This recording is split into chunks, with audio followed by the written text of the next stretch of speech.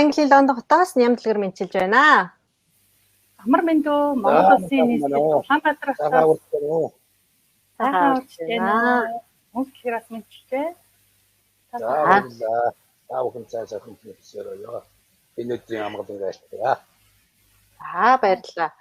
За тэгэхээр өнөөдөр Монголоо ярьсан Монголын 40 дахь дугаар их хэлний дархлаа, үндэсний дархлаа тээдгээ гэдэг сэдвээр ярилцахаар бид нар шинжилгээ ухааны доктор профессор Ардын багш Өнөр Баян багшигаа урьж ирүүлсэн байгаамаа. За тэгээд ерөнхийдөө Өнөр Баян багшигаа бас нэг товчхон танилцуулчих та бүхэндээ.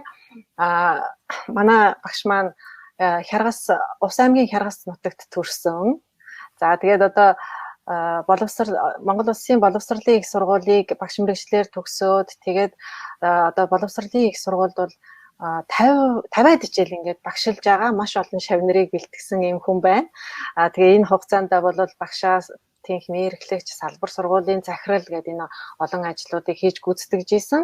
2014 оноос эхлээд одоо Монгол Улсын багшийн их сургуулийн Монгол судлалын төвийн одоо хариуцаад одоо ажиллаж байна. Тэгээд ерөнхийдөө бол Өнөр Баян багш маань Будапешт одоо Унгарийн Будапештийн их сургуульд одоо багшилж байсан. Мөн тэндээ одоо дид профессор болон шинжилгээ ухааны доктор цолуудаа бас зэрэг авсан байж байгаа хамгаалаад тийм ээ. Тэгээ ер нь бол боловсролын одоо багш нарыг бэлтгэх энэ үйлсэд маш олон жилиг үр бүтээлтэйгээр ажилласан байдаг. Энийг төр засгаас үнэлээд Гавьяат багш мөн Ардын багш гэдэг тэр сайхан хүндтэй эрхэм цолыг олгосон байдгийн билээ. Тэгээд түүнчлэн 2008 онд Английн Кембриж дэх дэлхийн одоо намтар судлалын төв гэж байдаг. Энэ судлалын төвөөс бол дэлхийн тэргүүлэх сурган хүмүүжүүлэгч гэдэг энэ хүндтэй цолыг олгосон байдгийн байна. Тэгээд бүгд найрамдах Хятад ард улсын өвөр Монголын өөртөө засах орны Хөх хотын багш их сургуулийн хүндэт профессор юм хүн байж байгаа. Тэгээ өөрөө бол одоо энэ ерөнхий боловсролын дунд сургуулийн сурах бичгүүд баг 20 гаруй сурах бичгүүдийг бэлтгэж гаргасан, бичсэн. Ерөнхийдөө хэлний боловсролд бол нэлээд үнэтэй хувь нэмэр оруулсан юм хүн байж байгаа. Өнөр Баян багш маань одоо 20 гаруй эрдэмтэд докторуудыг бас эрдмийн зэрэг хамгаалуулж их сайхан ажлуудыг ингээд юу яаж хөтөж хийж одоо тийм ээ удирдах авч исэн юм хүн байгаамаа. Тэгээд ер нь бол Америкийн нэгдсэн улс дахь Монгол судлалын нийгэмлэгийн гадаад гишүүн академичс Лувсан Вандан сангийн гүйцэтгэх захирал шинжилгээ ухааны академийн нийгмийн ухааны баг чуулганы гишүүн Монгол хэл бичгийн улсын олимпиад зохион байгуулах хорооны дарга Монгол Улсын ерөнхийлөгчийн дэргэдэх хэлний боловсролын гишүүн гэгчлэн их олон сонгуульд ажлуудыг бас ингээ гүйцэтгэж явдаг хүн байж байгаамаа. За тэгэхээр өнөөдөр бид нар монголчуудын соёл сэтгэлгээний онцлогийг тусгасан үг хэллэг энэ тухай тийм ээ энэ уурхай дундаршгүй юм аа, их сайхан нөөцтэй юм аа. Энэ баян тансаг үгийн сантай аялгау сайхан монгол хэл маань монгол үндэстний оршинд байх ингээд дархлаа юм аа гэдэг талаар ярилцахаар байгаа. Гэхдээ ярилцлага эхлэхээс өмнө ерөнхийдөө би бас Өнөр Баян багшаасаа одоо сайхан хаварж гин үү. За тэгээ танай нутгаар сайхан юу байна гэдээ ярилцлага эхлэх зүгээр юм уу? За баярлалаа. Тэгээ та бүхэнд өнөөдрийн амгалан байлтгаа. Тэгээ дэлхийд тавхан суудсан монголчуудынхаа энэ хаврын энэ сайхан үеийн эмчилгээг дахин надад үзүүлээ та бүхэн. За Улаанбаатар хотод өнөөдөр одоо Монгол улс хаврын сайхан одоо өндөрлөж байна. Хавар гэдэг бол одоо өсөлтөйчийн одоо бэлтгэл бас их сайхан улирал.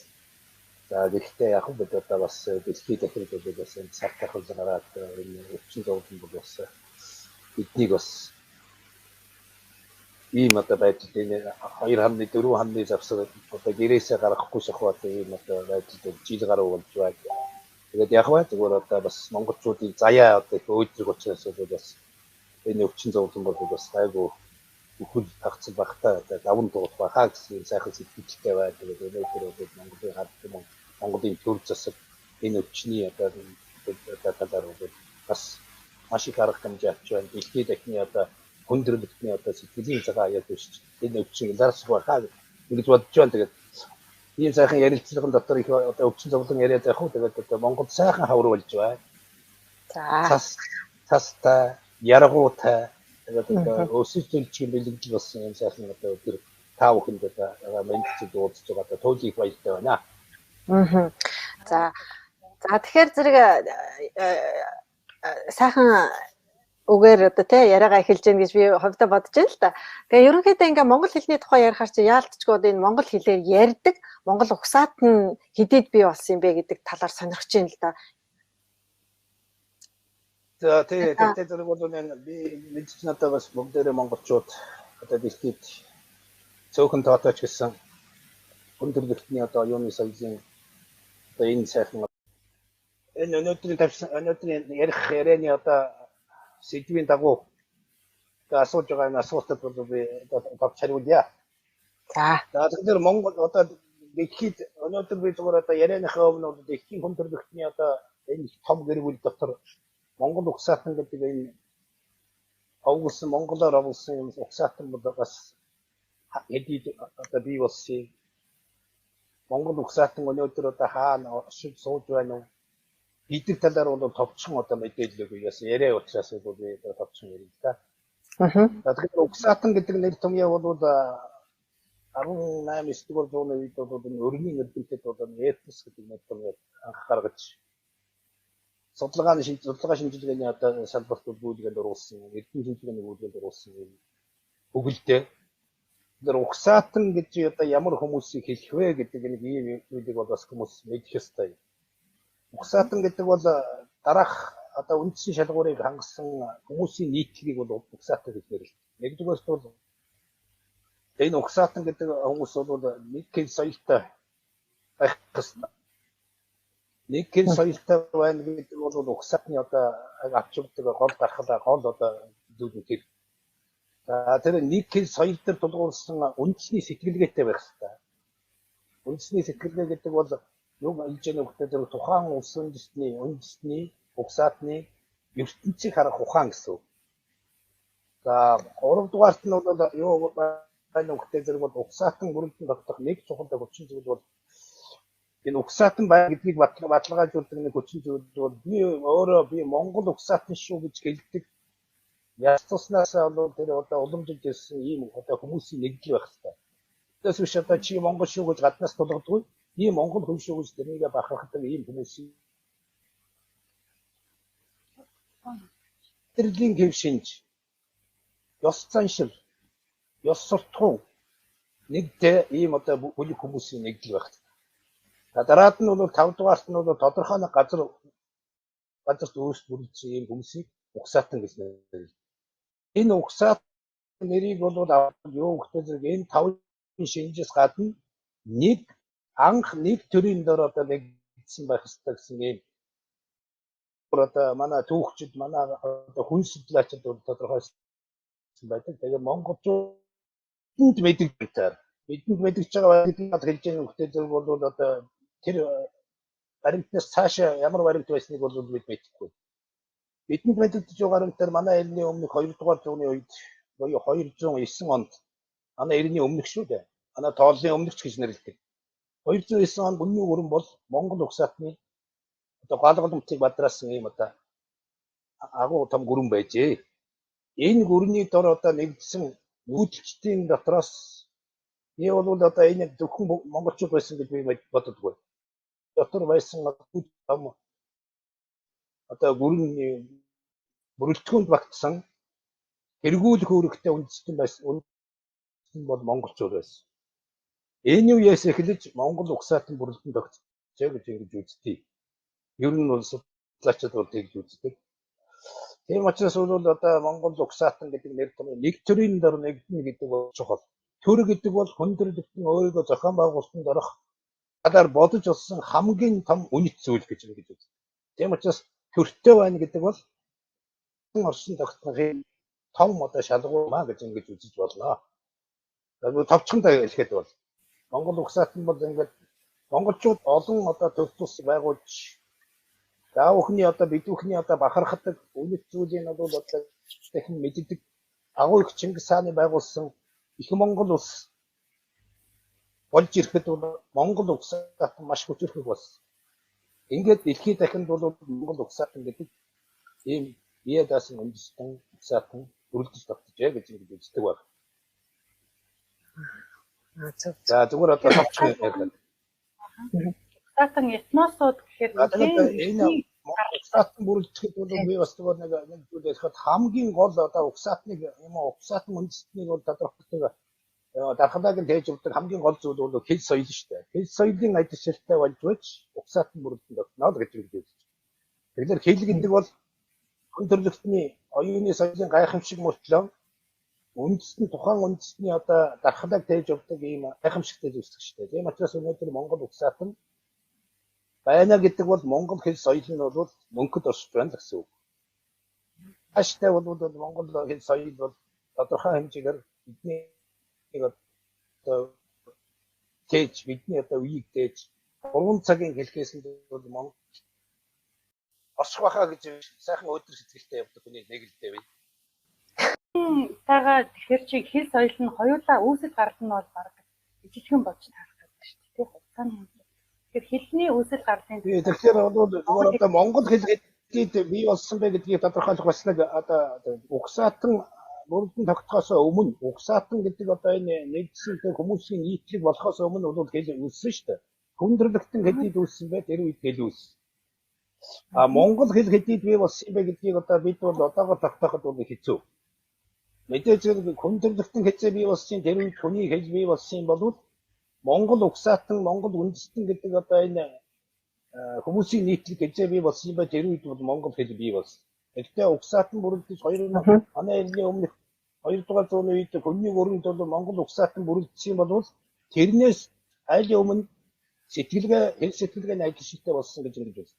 За дэлхийд бол одоо хэлний гарал үүслийг тодорхойлдог хэдэн хүчин зүйл байдаг. Хэлний гарал үүслийг бол тодорхойлохдоо бол дэлхийн хэлнүүд олон хэл байж байгаа зөөн хэлэнд одоо нэгдсэн үү эсвэл одоо зөөн хэл үүсэх тэгээд тэрнээсээ салбарлаж олон хэл үүснэ гэдэг хоёр онол байдаг. Нийлэг салаалах гэсэн хоёр онол байдаг. За энд бол одоогоор бол яг эцсийн шийдвэр гаргасан юм алга байна. Монгол хэл бол одоо судлаачдын үзэж байгаагаас гарал үүслээрээ алтай язгуурын хэл. Алтай язгуурын хэл гэж одоо тийм нэгдвэл нэг хэл байсан гэдгийг бол алтай тийм нэртэй хэл байсан гэдгийг бол бид тодорхойлоогүй. Зүгээр нь алтай гэдэг энэ Өвазын хөндрөлгийг төссөн нүүдчтэй нэг том хэл байж гэж үзэж байгаа. За энд бол одоо тодорхой цаг үед бол тийм алтай хэл гэж байж байгаа. Түүхэн хөгжлийнхээ явцад бол тодорхой хэлүүд салсан. Түр Монгол манж түнгус зэрэг хэл салсан гэж үздэг. Тэгвэл Монгол хэл бол гарал үүслээр алтай язгуурын хэлнээс салсан, нийтлэг хэлнээс салсан гэлээ гэдэг энэ онолыг бол судлаачид бол голлон баримталж байна. За зарим хүмүүс бол энийг бас алтай хэлний онолыг бол эсэргүүцдэг хүмүүс үү. За мөн алтай хэлэнд бол сүүлийн үед манай одоо Монгол судлаачдын дотроос олон улсын Монгол судлаачдын дотроос одоо Финландын нэрвэлтэн Рамстед гэдэг хүн бол алтай хэлний онолын одоо үндсийг боловсруулсан хүн. Энэ хүний хэлж байгаагаар бол Солонгос Япон хэлийг ч гэсэн бас Монгол алтай язгуурын хэлэнд хамааруулж болох тийм таамаглал дэвшүүлсэн. Одоо энэ бол эцсийн үнд бол тодорхой гарсан юм алга байна. Зүгээр гэхдээ ер нь бол энэ хэв шинжийн судалгаа, гарал үүслийн судалгаа явагдаж байна. За Монгол хэл түрэг манж түнгус хэлтэй төрөл гэдгийг бол одоо судалгааны төвшөнд бол дэлхийн олон улсын одоо хэлний судалгааны харьцуулсан судалгаа бол хийж байна л да. За ингээд одоо Монгол хэл гарал үүслээр алтай язгуурын хэл юм байна гэж бид ойлгох юм. Зөв. Тий. Тэгээ алтай язгуурын хэл гэхээр хүмүүс голцоо алтай гэдэг хэл байсан байх гэж боддог бол үгүй юм биш үү? Ер нь тэр зүгээр одоо тэр хэл тийм хэл нийтлэг хэл байсан гэдгийг зүгээр одоо хаан байсан тэр алтай тоосон Төвазын өндөрлөгчл тийм нүүдчдийн хэл байжээ гэж тогтоогоо тэрнийг тэр газрынх нь байгаа газар усных нь нэрээр одоо нэрлэж байгаа болохоос ухта алтай гэдэг тийм хэл анх байсан гэдэг тийм үг шүү дээ. Тийм байна. За тэр тийм байна. За тэгэхээр та түрүү хэллээ шүү дээ. Ерөнхийдөө монгол хэлний үүсэл гарлын тухай их сайхан хэллээ. Тэгээд энэ хэл сэтгэлгээ хоёр бол салшгүй гэдэг шүү дээ. Үүнийг монголчуудын сэтгэлгээний онцлогтой та уялдуулаад нэг жоохон тайлбарлаад өгнө үү? За энэ их том сэдвэлтэй. За тэгэхээр би түрүү хэлсэн. Хэл сэтгэлгээний адилшилтай болж байж угсаатан бүрэлдэхүүн тогтноо гэж хэлсэн. Тэгвэл бол сэтгэлгээ одоо сүүлийн үед бол та бас нэг зүйл бодох хэрэгтэй. Манай одоо судлаачид дэлхийн одоо хэл шинжээчид сэтгэхгүй, сэтгэхгүй, сэтгэлгээ хоёрыг бол хооронд нь холбох болохгүй. Сэтгэхгүй гэдэг бол хүн төрөлхтний нийтлэг. Хүн төрөлхтөнд бол байдаг сэтгэхүйтэйгээр бусад одоо адгуулсан амьтнаас ялгадаг одоо ийм онцлог. Сэтгэлгээ гэдэг бол тухайн үндэстэн хувь хүн ертөнцийг харах ухааны хэлж байна.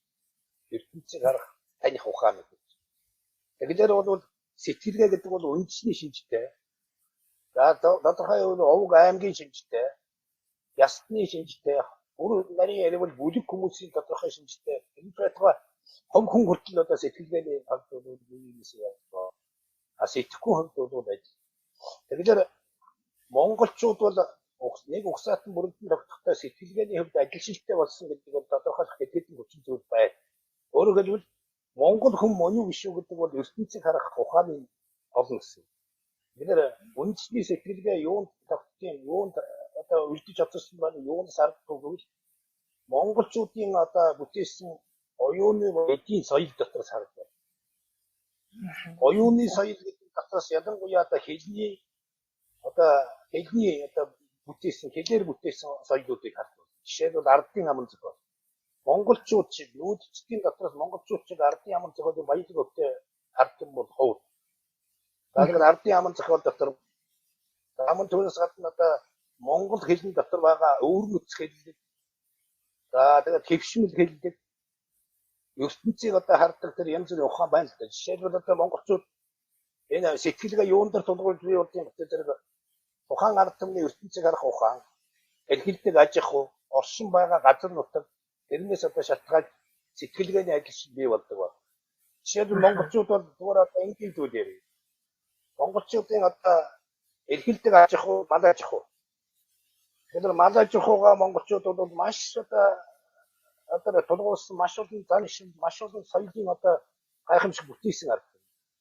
Тийм учраас бол одоо жишээлбэл ингээл монгол хэл газар усны нэр гэдэг юм уу одоо ургамал амьтны нэр бол дандаа амьтны нэртэй 5 хөшөө малын нэртэй холбогдолтой байна. Жишээлбэл одоо Тэмэн гэрүүл гэж шоу байна.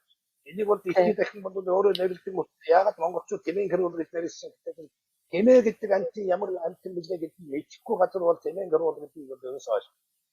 Том биштэй одоо алсал дэшдэг ийм одоо шоу байна гэдгийг бол монгол хүн л ойлгоно шүү. За тэгээд одоо хонин гөрвөл гэдэг зэрэг бол өөр систем бол тийм гэх мэт одоо ургамлын нэр амьтны нэр бол энэ 5 хөшөө малын нэрээр нэрлэгдсэн зүйл маш их байна. За тэр байтугай монголчууд бол ингэж монголчуудын зөв зэтсэн уган цэц юм уу өвөрмөц хэлч дотор жишээлбэл ямаашиг хүн гэвэл ямаашиг зантай гэвэл одоо монгол хүн л ойлгоно шүү. Тийш. Шиг гэвэл монгол хүн л ойлгоно. Бас одоо өөр хүн ямаа мэддэг газар бол явсан хачин хүмүүс байдаг. Ямаа шиг хүн байдаг юм байна. Ямаатай төстэй байдаг юм байх та гэж үгд бодно. Гэтэл бол ямааны ааш арын шин.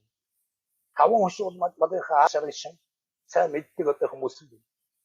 Тэгэл одоо монголчуудын зөв зэцэн уган бол би тэнтэй холбоотой би та бүхэнд бас энэ бол зүгээр миний сэтгэлгээ улсын дэсний сэтгэлгээ гэдэг бол тэр хэлнийх нь одоо дархлаг тээж өгдөг хамгийн чухал зүйл тэр байна.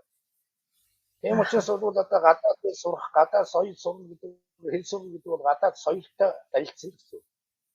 Ингээд одоо их хэл соёлоо бол хадгалахын тулд бол монгол хэлний тэр сэтгэлгээний одоо агуу их өв санг бид бол мартах хэрэгтэй, тэрийг сурах хэрэгтэй, тэрийгээрээ сэтгэх хэрэгтэй болж байгаа юм л. Хэрвээ ингээд одоо чон хонь нохоо гэдэг юмыг бол нэрлэдэг бол тэр сэтгэлгээнд нь их хамаатай биш. Тэр чоныг таниад чоныг одоо чонон санаатай гэж ингээд ирэхээр сэтгэлгээ байна. Сэтгэлгээ нэг нь өөр байна тийм үү? Гэтэл одоо яасан нохоо хүн бэ гэж ингээд нохоо гэдэг амтныг мэдхгүй хүмүүс тэр нохоо хүн гэдгийг бол монгол хүн ойлгоно шүү дээ.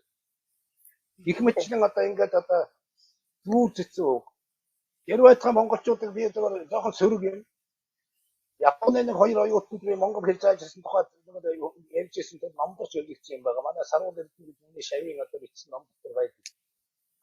Асварах гэдгийг гараад ирсэн чинь нэг их уншижсэн чинь асварах гэдэг үг гараад ирэхдээ тэр багшаа энэ юу гэсэн үг вэ? Нас барна гэж юу гэсэн үг вэ? Тэр чинь Монгол сэтгэл анх сурч байгаа хүмүүс чинь энэ ч одоо тэгээд одоо өөхөх гэсэн үг л дээ гэж хэлдэг. Тэгээд нас барах гэж монголчууд бол энэ ялангуяа энэ сөрөг өндөмжтэй ийм үгийг бол цээрэлж маш олон янзаар илэрхийлдэг. Тийм учраас бол энэ нас барах монголчууд 200 янзаар хэлдэг шүү дээ. Тэгээд яг 200 гэдгийг нь бол мэдгүй үчилсэн одоо тэгээд ямар ч юм байсан 200 янзаар хэлдэг гэж миний хүнээс сонссон байсан. Тэгээд залуу байсан.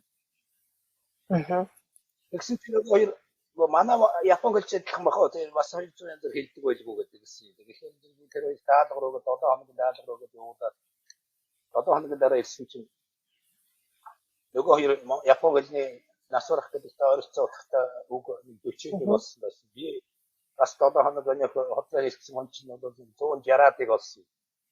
160-ыг нөгөө хоёр асуусан хэдийг олсон 40-ыг боллоо. Би нэг 160-ыг одоо олцоход тэгээд энийг одоо үдээсэн. Тэгээд ингээд би одоо тэр хоёроо юу гэж хэлүүлэх гэж байгаа юм. Монгол хэлийг баян хэл шүү гэж хэлүүлэх гэдэг юм. Чинь энэ Монгол хэлийг баян байгаа үзгээд гэсэн тэгж асуусан чинь нөгөө хоёр хүн надад юу гэж хариулсан. Их хэлээ бол тэр хүмүүс ядуу гэж Монгол хэлний хажууд ядуу гэж хэлвэл тийм биш яха монголчууд ер нь их өгдөг байхаа гэсэн шүү. Би одоо би одоо тэр нэг хэцүү болсон та ингээд монголчууд нэрээ бас их тийм болов гэж бодсон. Тэгээд үгийг тэр Япон тэр хоёр хүнээс юу сонссон гэдэг зэрэг нэг хэлтэй харьцуулж баян ядуу одоо мондөг одоо агуу хэл гэж ингэж тодорхойлох бол маш бүдүүлэг зүйл байна гэж би ойлгосон. Тийм байна. Тийм учраас монгол хэлийг ямар нэг хэлтэй харьцуулаад монгол хэл баян шүү. Монгол хэл шиг баян хэл дэлхийд байхгүй гэж ингэж үздэг бол маш туйсэрсэн үз. Дэлхийн бүх хэл баян. Тийм учраас монгол хэл баян гэдгээ бол зөвхөн одоо монгол хэлнийхээ төвшөнд бид бол мэдэрчих хэрэгтэй болохоос биш өөр нэг хэлтэй харьцуулаад өөр нэг тийм учраас бол дэлхийн ямар ч хэл тэгээ дараа нь тэр хоёр хүүхэд надаас яасан гэдэг багшаа хэдүүлээ загасны нэр бичгүү гэж надаас асууж байгаа юм л да. Загас гэдэг амтныг одоо нэрлэх нь байтугай их цөөхөн нэр мэдэн тэгээд нэрлэх нь байтугай загасыг бол манай нутагт бол энэ аль байдаг биш дээ. Тэгээд загасны нэр нэрлэх зүгөө цээрлээд нэрлэх үү гэж би тэгсэн чинь. За боли би та хоёрт одоо болж загас бол танаа нутагт бол их байдаг. Манайх бол загасны нэр баян шүү дээ. Тэгэхээр монгол хэл загасны нэрээр ядан байна та гэж тэр хоёр надаас асуусан. Өөрөөр тийм маягаар одоо ингээд сэтгэлтэй зэрэг ертөнц гэдэг бол хэл гэдэг бол ер нь үндэстэн хэл гэдэг бол нэг нь нөгөөтэй харьцуулж тодорхойлдог зүйл биш шүү. Тийм байна. Өөртөө бол тэр хэлнийг одоо амт шийдийг үзэж өөрөө илэрхийлж чаддаг. Ер нь бол монгол хэлээр илэрхийлж чадахгүй юм гэж бас байгаа шүү. Философч гэдэг нь лакун гэж нэрлэдэг. Лакун гэж бид өөрөө орсоор хэлж тийм хоосон зэрэг хилээр илэрхийлж болдгоо тийм зүйл бол дэлхийн бүхэнд байна шүү. Тийм учраас ямар тэгвэл би одоо нөгөө хоёртай чинь бол одоо малаж жохоо нэрээр нэрлэе гэдэг ингээд үзүүл тэр хоёр бол надтай ярихгүй шүү дээ. Тэр чинь үндэсний онцлог оршиж байгаа газар эрхэлдэг аж ахуйтай асуудал байна. өөртөөх нь үн цэнэ нь ялгаатай байгаа юм тийм ээ. Тийм. Адад бас нэг багш гэдэг ёо хилээ хурах шиг хүүхэд гэж хэлсэн байхгүй юу? Тэгэхээр би гайхаад яагаад тэгж хэлж байгаа юм болоо гэж ойлгохгүй байгаа шүү дээ. Яагаад гэвэл одоо хилээ хурах яг ямар хургыг хэлээд байгаа юм гэдэг юм. Тэр чинь нөгөө айгүй олон одоо юу очиод хөхөөд идэм байна л та. Хаал зүйтэй ээж явж чинь тэрийг очиод хөхөөд идэм байна л та. Өөрийнхөө ээжийг хайрлах тулыг хайрлах тийм одоо ухаан гэдэг юм юу гэдэг тэр одоо өгөгдөл мал төртөл байдаг байхгүй. Тийм учраас тэжээ хоргол бол одоо хөхөлчихсэн юу ч нэг өөрийнхөө төлийг бас бусдын төлийг ялгахгүй одоо ингэж хайрладаг тийм ухааны тухай. Энэ бол тэжээ хоргох шиг хүн гэвэл малгүй газар тэжээ хоргыг мэдэхгүй газар бол ойлгохгүй шүү дээ. Тийм учраас сэтгэлгээ гэдэг бол тэрнтэй холбоотой зүйл дээ. Харин тийм байна. Чи одоо суурьшмал одоо байгаа бид нар шиг хүмүүс бол тий хотод төрсэн ч гэдэг юм те. тийм байгаа хүмүүс бол яг тийм одоо зүүрлэлээр яриад ирэх юм бол ойлголцож чадахгүй хэмжээнд байна. Тийм шүү дээ. Тийм тэгэхээр одоо манай зарим хүмүүс ингэж юм. Одоо энэ одоо залуучууд бол ерөөсөө үндэсний юм мэдхгүй байна. Малын одоо төл малын юм наскусээр ядгаж одоо нэрлэж чадахгүй байна гэж. Одоо арахгүй шүү дээ чинь. Улаанбаатарт өссөн хүүхд чинь бол төл малыг одоо мэдхгүй малыг 5 хошуу малаар нэрлэж чадахгүй шахуу одоо өссөн. Тийм учраас хүүхдэд багаас нь үндэсний сэтгэлгээгийн сайн суулгаад учир бол тэр шүү дээ. Түүнээс шүүмжлэх нь гол шүү. тийм. Тэгээ бас энэ сурах гэдэг шүлгийг хүүхдүүд хэнц гэдэг үг юу гэсэн үг гэдэг ингээд асуугаад байна. Энэ монгол хэлний сургалт их муу айл гэдэг. Угаасаа хэлний сургалт биш орчинтой холбоотой байхгүй. Тэгээ энэ дээр яг нэг асуулт байна. Яг тэгэхээр одоо сүүлийн үед бас эцэг эхчүүдээс ямар шүүмжлэл ирж ийнэ вэ гэхээр хүүхдүүдийнхээ хичээлийг нэг өөрснөө бие дааж ингээ хийлгүүлдгээс одоо нэг онлайн систем шилжснээс холбоотой эцэг эхчүүд хүүхдүүдийнхээ хичээлийг монгол хэлний хичээл одоо математик уран зохиолын хичээлүүдийг хийлгэж байна л да.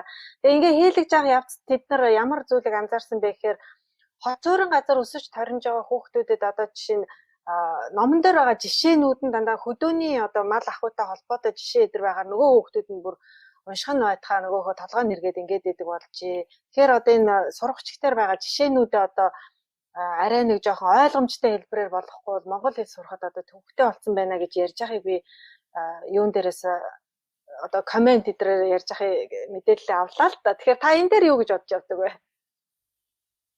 Яг зөвхөн энийг бол юмыг бол ярих бол төвөгтэй. Онлайнаас нь бол ярих. Тэр сурахчиг гэж байгаа сурахтаа үндэсний монгол үндэсний одоо зохиол ном зохиолч тийм одоо тэгээд ажихуу мэтхүүтэй мандажихуутай холбоотой одоо тийм их мэхүүд одоо ингэ оруулаад байна гэдэг бол яг нь бас монгол сэтгэлгээнд монгол одоо ёс зүйн шилдэг монголчуудын уламжлалд ойртуулах гэсэн тийм сэтгэлгээний нэг л илрэлтэй бол хийх одоо туушруулж очны ямиг бол оруулж байгаа одоо хэдий одоо их туушруулж бас болохгүй.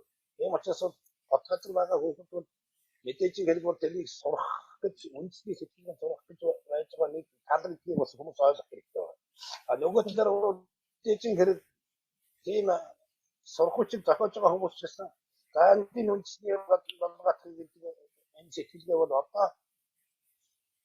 одоо нүүдчийн иргэншлээс суурин иргэн шилжиж байгаа учраас бол бас тэр шилжиж байгаа ирээдүйн хандлагыг бас бодож оруулах нь хэрэгтэй.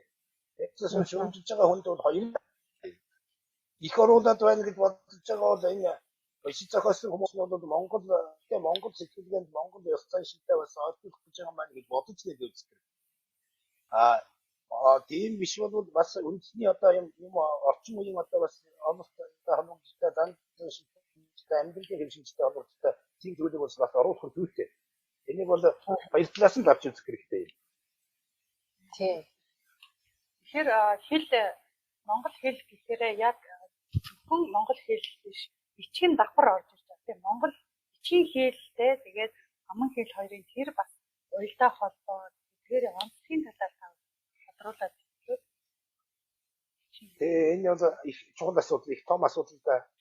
Хүндрэлтэн чи анх үүсгэхдээ хэлтэй болж одоо хүндрэлтнийг бол одоо адууснаас ялгсан голыг бол хийсэлэг сэтгэлгээ. За тэгээ хэл тэгээд хүндрэлтний бүтээл сэтгэлгээ гурвал байгаа шүү дээ. Ер нь тийм л гурван юм байдаг. Хийсэлсэн сэтгэлгээ хэл тэгээд тэрэн дээр тулгуурласан бүтээл сэтгэлгээ. Хүн чинь бол юм бүтээдэг одоо амьтан байна шүү дээ. ертөнцийн бас. За яг хуу адуусан амьтан бүтээдэг бүтээхтэй бол тэр бол амжиргааныхаа төлөө нүх малтан адуусан амьтан одоо нүх мат ичээ мат тэр бол хүн болвол өөрөө юм бүтээн өөрийнхөө амьдралын ирээдүйн тасахны хойч үедээ өвлүүлдэг энэ чанараараа бол хүндрэлний гурван чанараараа адуусан ялгаа. За анх хоёулын үсгтээ бол аман хэлтэй байсан. Амаар л харилцдаг байсан. Тэр нь бол зөвхөн одоо цаг тодорхой орон зайд хэрэгждэг. Тэгээд өнөө хүндрэлтний чинь одоо хөгжил ясаад харилцаа ихсээд ингээд ирэхдээ зэрэг бол харилцааны одоо орон зай цаг хугацааг бол өөрчлөх шаардлага гарсан байхгүй юу? Алс сол байгаа хүнтэй харилцах шаардлага гарсан. Одоо байгаа 3 цаг одоо байгаа хүн хойч үетэйгээ бас харилцаа гараад ингээд ирэхдээ зэрэг тийм хэрэгцээг нь хангадаг одоо харилцааны хэрэглүүр бий болох шаардлага гараад тэгээд юу байсан гэхээр юм солилцдог болсон асуулт байгаа. Тэрэнд одоо юм солилцоод болохгүй болохоор тээж өгөх төгөлдөж ш. Тийм болохоор яадаг болсон гэдэг зэрэг бол зураг зурдаг болсон. Тэгэхээр одоо харин одоо та нар энэ хараарай. Монголчууд энэ нүүдчдийн дотор юм уу дэлхийд энэ хадны сүг зураг яриад байна. Хадны сүг зураг гэдэг чинь нэгэсэндээ хүмүүс хоорондоо харилцаж байсны зураг зурж харилцаж байсны нэг батгаш. Тэгээд одоо бол хадны сүг зураг тийм байна. Төдөн одоо бугуа нэгэн одоо юу байна гэдэг ингээд одоо хадны сүг зургийг нээгээд байгаа мөрчлөө хадны сүг зургийг уншдаг сэтгэлгээ бол одоо алга. Тэр чинь бол ягаад үхтэй зэрэг бол мэдээлэл дамжуулж ирсэн хэрэг шүү дээ. Өөрөөр биш одоо тэгэл юу нэг явж байгаа хатандаа нэг зураатхыг гэж ингэж байгаа хэрэг биш. Тийм хатны сүг зургийн одоо агуулгыг уншдаг тийм одоо судалгаа бол маш нарийн болох байхаа гэж найдаж байна. Хатны сүг зургийг судалдаг судлаачид бол одоо маш их байна. Өнөөдөр бол хатны сүг зургийг тайлж унших сэтгэлээр зурх хэрэгтэй гэж байна. За тэгээд зураг зураад харилцаж болох чинь зурагч нь бас дандаа хүн болгон зураад байж болдгоо. Цаас мас байхгүй хатан дээр зураад байсан байна. Тэгжсэн явуулсан гэдэг зэрэг бол утгын бичиг гэж гарч ирсэн. Утгын бичгийн дараагаар одоо жинхэнэ аваа бичиг гэдэг. Тэгээд монголчууд бол түүхийгээ туршиж маш олон бичиг үсэг хэрэглэсэн. Нүүд хамгийн олон бичиг үсэг хэрэглэсэн ард нь бол монголчууд шүү. Энэ бол монгол хүний одоо гайхамшиг бас биш. Гайхамшиг гэж их туушиж болохгүй. Гэхдээ нүүдчдийн бас онцлог байхгүй. Олон бичиг хэрэглэсний учир шалтгаан бол олон шалтгаантай. За тэрэн дотроос монголчууд хоёр их гол бичгийг монголчуудын хоёр соёлд гайхамшиг байгуулсан. Нэг нь бол одоо бид хуулиндаа үндэсний бичиг гэж нэрлэдэг байгаа монгол бичиг. Монгол бичиг бол монгол бичгийг хэдийнээс авч хэрэглэсэн бэ гэдгийг бол одоо бид их дэлгэрэнгүй яриад байгаа. Одоо судлаачид бол 8-9 дуунаас одоо хайцаанаас одоо хэрэглэсэн байна. Цог дуугараас дамжуулж одоо монгол бичгийг хэрэглэх монгол бичиг аваад тэгээд энэ анх нэрсэн нэр нь хүртэл юм шүү дээ. Угуржин бичиг гэж байлаа, угуржин монгол бичиг гэж нэрлэдэг. Тэгээд сүүлд нь угуржны хаяад монгол бичиг гэж одоо үндэсний бичиг болчихлоо гэж дархлаажсэн юм агуу бичиг. Энэ бичгээр бол Монголын оюуны соёлын олон мянган жилийн мянга гаруй жилийн одоо түүх бичээтэй байна. Тийм учраас бол энэ үндэсний болтлоо одоо дархлаажсан бичиг учраас монгол бичгийг хүн сураач гэдэг журам дүүргээ биелүүлээч гэдэг байгаа юм үзье. Хоёр дахь бичиг нь бол 1940 онд авсан Кирилл. Кирилл монголч гэж байна гэж. Кирилл монгол бичиг бол бас монголчуудын оюуны соёлын гайхамшиг байсан. Бүх ард Монголын бүх ардыг бичвэсгтэй болгосон. Юуст харах юустай болгосон юм бичиг. Тийм учраас энэ хоёр бичгийг бол зарим хүмүүс нэг нь тэнгэрийн бичиг, нэг нь газрын бичиг, нэг нь хэвтэй бичиг, нэг нь босоо бичиг гэж ингэж янз бүрээр нэрлэж туушиг. Энэ бол тэр дург. За яг нь зүгээр одоо тас тусд нь аваад нэг бичгийг нөгөө бичгийн эсрэг тавих, нэг гэлийг нөгөө эсрэг тавих бодол бол маш буруу. Тийм учраас би энэ хоёр бичгийг Монголын оюуны соёлын гайхамшигыг одоо оюуны соёлын одоо бичгээр харилцах энэ гайхамшиг бичсэн бичиг. Монголчуудын одоо их хэлний дархлаа гэдэг. Бичиг үсэг үүссэн явдал хэлний дархлаа, хэлний хөгжлийн маш олон хөгжлийг одоо сааруулдаг, хэлний хэв хэмжээ тогтдог юм онцлог. Тийм учраас би хэлний дархлааг хадгалдаг нэг одоо хүчин зүйл бол энэ байна. Монгол ба хэлний бичгийн тухай олон янзын одоо үзэл бодол буруу тачаа ойлголт энэ хүмүүсийн дотор байдгийг бол би одоо дэлгэрэнгүй яриад яах вэ? Энэ хоёр бичиг бол нэг нь нөгөөний эсрэг тавих шаардлага байна. Хоёулын аюулын соёлын гайхамшиг болсон бичиг. За нэг нь бол үндэсний бичиг болчиход дархлаажсэн, нөгөөх нь бол сүүлийн 80 жил Монголын ард түмнийг дэлхийдээ хамгаалсан боловсролтой хамгаалсан бичиг учраас зүгээр одоо Кирилл гэдэг нэр томьёоч нь Оросын бичиг авчихсан янз бүрийн шалтгаанаар авсан гэдэг. Бид авсан. Ямар шалтгаанаар авсан нь бол одоо тэр өөр төр. Авчихсан юм а бид өөрснөө хэрэглээд үгүй зэрэгтэй болгосон чинь унж яваа морой одоо муулж болохгүй гэсэн. Яг харин.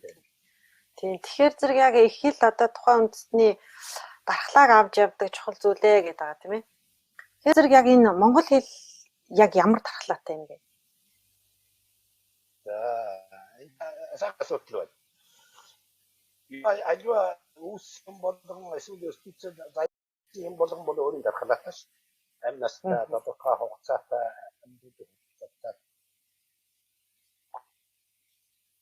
хязээ нэгэн цагт үүссэн бол хязээ нэгэн цагт бас мөхөх устдах аюултай шүү. Энэ бол одоо бүхэн үнэн. Одоо хатуу гэхэд үнэн. Монгол хэл бол Монгол угсаатан бүрдэн тогтоход Монгол хэл одоо хамт үйлчлүүд Монгол хэл бол хязээ нэгэн цагт бас мөхөх аюултай. Тэрнээс сэргийлэх хэрэгтэй гэсэн үг л дээ. Тэгэхээр хадаа хэдийн хүчин зүйл. Энэ бол одоо энэ сонсож байгаа хүмүүс ч гэсэн энийг мэдэх хэрэгтэй. Монгол хэл бол бид энэтэй холбогдуулж нэг одоо өнөөдөр дэлхийд албан ёсны бас мэдээг 1883 үндэстэн байна гэж нэг сайт дээр бичээтэй. 1883 үндэстэн. Энэ 1883 үндэстний дотор 100 саяас тэрбум хүртэл хүн ярьдаг 7хон үндэстэн байна. Үндэстэн төвний хэл байна. Тэр 7-ыг та бүхэн бараг бүгдээрээ мэднэ. 10 саяас 100 сая хүртэл хүн ярьдаг. Цөөхөн үндэстэн байна. Өөрөхгүй. Тэр 10 саяас 100 сая ярьдаг үндэстний дотор бол Монгол орд. Өөрөөр хэлбэл Монгол хэл бол 1883 үндэстний дотор эхний 100-д ордог үндэстэн. За. Бидний хэрэглээгээр ч үндэстэн одоо дэлхийд нэг 10 сая орчим Монгол угсаатан байна. Тэрний нэг 6 сая орчим Монгол хэлээр ярьж байна. Монгол бол одоо энэ 6 сая орчим Монгол хэл ярьж байгаагийн одоо хүртэл амьттай хэвээр байгаа одоо гол шалтгаан юу гэвэл нэгдүгээр хэрэглэгч олонтой байх хэрэгтэй. Тэр нь хэлийг дээж авдаг ганц юм бол хэрэглэгч олонтой байж мөх аюулаас орно. За тэгэхээр Монгол хэл бол хэрэглэгчийн тоогоор бол цөөн тоотой хэрэглэгчтэй хэл. Зөвхөн үндэстэнд үйлчилдэг. Олон үндэстэнд үйлчилдэг. Ийм учраас бол мөнхөх аюулд бол нөгөө их 7-8 хэлнүүдтэй харьцуулах юм бол бас мөнхөх аюулд бол ойр байна л гэсэн үг. Гэхдээ бол одоо тэр санаагаар унж болохгүй. Монголд өнөөдөр 6 сая монгол хэлээр ярьдаг 6 сая хүн байна гэдэг бол энэ сайн хэрэг. 10 сая хүний 4 сая нь бол монголоор ярихаа болчихсон байна шүү. Угсаат. Тэгэхээр энэ бол жилээс жил монгол хүний тоо олон болохыг би одоо сэтгэл зүрхэндээ одоо залбирч явдаг. Их нацаг дөржин хэлсэн байгаа шүү. Монголын мөрс маш олон бол тухай. Энэ бол юу гэсэн бэ? Их хэлмэн олон хэлтэй байгаасаа гэж хэлдэг. Тийм учраас дэлхийд байгаа монголчууд их хэл соёлоо хойч үедээ өвлүүлж үлдэх журам төрөв. Журам төрөв гэдэг нь үгтэй арга хэмжээ авахгүй, торгохгүй. Их хэл хойч үедээ олон жил журам төргөө сайн биелүүлээрэй гэж би одоо энэ хүмүүст хэлээд байгаа учраас бол нэгдүгээр хэрэглэгч олонтой байх хэрэгтэй. Хэрэглэгчийн цоороо давил мөх аюултай шүү. Тэгээд монгол хэл мөхлөөр монгол үндэстэн биологийн өвд үлдээд тэгээд соёл сэтгэл алга болсон. Хоёрдугаар нь бичгийн хэл байх хэрэгтэй. Бичгийн дархлаажсан хэл бол мөх аюулаас хол байна. Ягаад гэвэл бичгийн хэл гэдэг бол их хэлний хөгжлийн хурдыг сааруулж урт наслуулах тийм одоо эмин. Тийм учраас бичгийн хэлтэй. Монгол хэл бол бичгийн хэлтэй. Монголд өнөөдөр одоо бичгийн хэлийг энэ дээр одоо юу байна? Монгол бичгийн хэлтэй. Кирилл бичгийн хэлтэй. За манай хойно байгаа бурятууд бол бурят бас кирилл бичгээр одоо хажуугууд бас бичгтэй. Өвөр монголчууд монгол хэл хийж явна. Ингээд бичгээрээ дархлаажсан учраас монгол хэл одоо мөх аюулаас хол байна. Бичиггүй үндэсний хэл бол дороо мөх. Бичиг үсэхгүй удаа хэл мөхөд байгаа. Гуравдугаарт нь улсын уран зохиолын агуу их өв сантай хэл бол мөх аюулаас хол байна. Уран зохиол. Тийм учраас бол монголчууд бол уран сайхны уран зохиол бол маш ихтэй. Монголчууд ч нэг уран өгөхтэй ардын ардын аман зохиолоос эхлээд бичиг уран зохиолтой энэний өв соёлтой учраас монгол хэлэнд бол өөдөг ханддаг. За дөрөвдүгээрт нь бол энэ их чухал. Тухайн хэл дотроо олон аялалгүй аман аялалгүйн өнгө төрхтэй байх хэрэгтэй. Энэ бол найрал хөгжим шиг. Тийм учраас одоо зарим хүмүүс халах аялалгуудаа халах аялалгууд л одоо бүгдээр нь одоо суралцах хэрэгтэй гэдэг. Дөрвүүд баяр, торга, буряд одоо тэгэл загчин гэдэг олон үндэстний ясны тийм өнгө төрхтэй хэл бол найрал хөгжим гэдэг учраас мөх аюултай. Хамгийн гол одоо шалтгаанууд бол энэ байна. Тийм учраас нэг аялалгүй мөхлөөр нэг соёл мөхч гэсэн. нэг хэл мөхлөө нэг үндэсний соёл бас мөхөн гэсэн. Тийм учраас бол хэлээ хайрлаж хамгаалаач цөөхөн тоотой үндэсний шүү гэдгийг болдог. Гадаад хэл сурах бол өөр хэл. Гадаад хэлний тухай асуудал өөрөөр ярих байх гэж бодож байна. Тий. Тэгэхээр одоо энэ нэг асуулт гарч ирж байна л да. Юу вэ гэхээр саяхан одоо нөгөө нэг хятад улсад тийм ээ өөр монголчуудыг монгол хэлээ заахыг хориглоод нэг хэсэг бас бөө юм болоод тэгэл энэ гадаадд байгаа монголчууд ч гэсэн бид нарт зүрх сэтгэлээрээ нөгөө дэмжиж зүгээр нөгөө юу зарим нь бүр жагссан зарим нь болохоор яасан гэхээр нөгөө онлайнаар санал өгөөд одоо тий энийг эсэргүүцэж гин гэдэг тийм юмнуудыг хийсэн. Тэгээд зөндөө олон хүмүүс Монголд ч гэсэндээ чагсад цуглаж ах шиг байсан тийм ээ. Та энэ дээр юу гэж бодож авдаг вэ? Би ч одоо мөн танад хүмүүстэй адилхан шүү дээ. Ягаад гэвэл бол Монгол бичиг гэдэг бол монголчуудын одоо оюуны соёлын одоо гайхамшиг өв. Монгол бичгийг одоо хааж боогод одоо тэр би нэг л зүйл одоо таагүй гэдэг. Их том үндэсний дотор байгаа бага цөөн тоотой үндэснүүд бол тийм маягаар л одоо хэлээ соёлоос салдаг байхгүй юу. Тийм учраас бол одоо энэ том үндэсний дотоод хэрэгтэй бол одоо таалбар бичээгээд ингээд оролцохоос гадна бас монголчууд энэ хэлийг бол хамгаалдаг энэ бичвэрийг хамгаалдаг юм угсаатан үндэстэн бол байгаа юм байна. Энэ бол дэлхийн хүндрэлтний оюуны соёлын чухал юм байна шүү гэж цаад төр засаг нь бодвол энд бол энерги хөтлөх. Тэрнээс одоо би бол бас одоо гэж жагссан юм байхгүй юу? Надад бол жагссан юм байхгүй. Би бол маш олон өвөр Монголын эрдэмтдтэй, өвөр Монголын багш сургуулийн бас олон удаа тэнд очиж лекцэн уншиж байсан. Тийм учраас бол тэрэнд бол одоо тэргүүлжиг нэлээд одоо би хамгийн түрүүнд тийм хийгээгүй. Өөр бол монголчуудын оюуны соёлын энэ одоо дэлхийн хүндрэлтний оюуны соёлын гайхамшиг өв соёлыг том үндэстэн одоо бүгдээ хятад бас үнэлэх байх. Энийг бол одоо хамгаалж чадгалж үлдэх байх. Энэ том одоо Монгол одоо өвөр монголчин бүгдээ хятад бас чинь 56 үндэстэнтэй болсон шүү дээ. 56 үндэстний дотор байгаа энэ томоохон гэдэг үндэстнийхээ одоо хэл соёлыг бол хадгалж үлдэх байгаа гэсэн би бодлоо. Тийм одоо сайхан сэтгэл бол гарах байх гэж бодож байгаа. Тэгээд одоо бол гайгүй зүгээр харьцангуй гайгүй болчихсон гэж санагдаж байна. Тэгээд ямар байна вэ гэдэг ингээд асуугаад тэр байгаагүй. Мөн таны яриа дээр Монгол бичгийн хэрэглээд хомаад ингээд ирэхээр хэлтэй хүмүүс та өөрөөр гэсэн. Тийм учраас бол тэнд дэмжиг байгаа. та түрүүн угсаатан гэж угсаатан өөрөө хэл сэтгэхийн хувьд ижилсэн хүмүүсийн нэгдэл гэж хэлсэн шүү дээ. Этносод. Тэгэхээр одоо бид нар чинь нөгөө гадаадд байгаа монголчуудын маань хүүхдүүд те 2 дугаар үе, 3 дугаар үеийн гарчаад байна шүү дээ 90 оноос хойш. Тэгэхээр одоо яг бид нар энэ гарахлаа сэтгэлгээний хувьд за хэлийн ингээд тодорхой хэмжээгээр монгол хэлээ одоо сурах гал хичээж л байна бидний энэ зүгээс. Тэгэхээр дараагийн төвшин сэтгэлгээний хувьд хэл сэтгэлгээ хоёр маань өөрөө ижилсчээж одоо цаашаа үргэлжлэн гэж яриад байна шүү дээ. Тэгэхээр тэрийг одоо тэрэнд одоо сөргөөр нөлөөлөд байгаа юу байгаад байна? Бид нарт одоо юу саад болоод байгаа юм?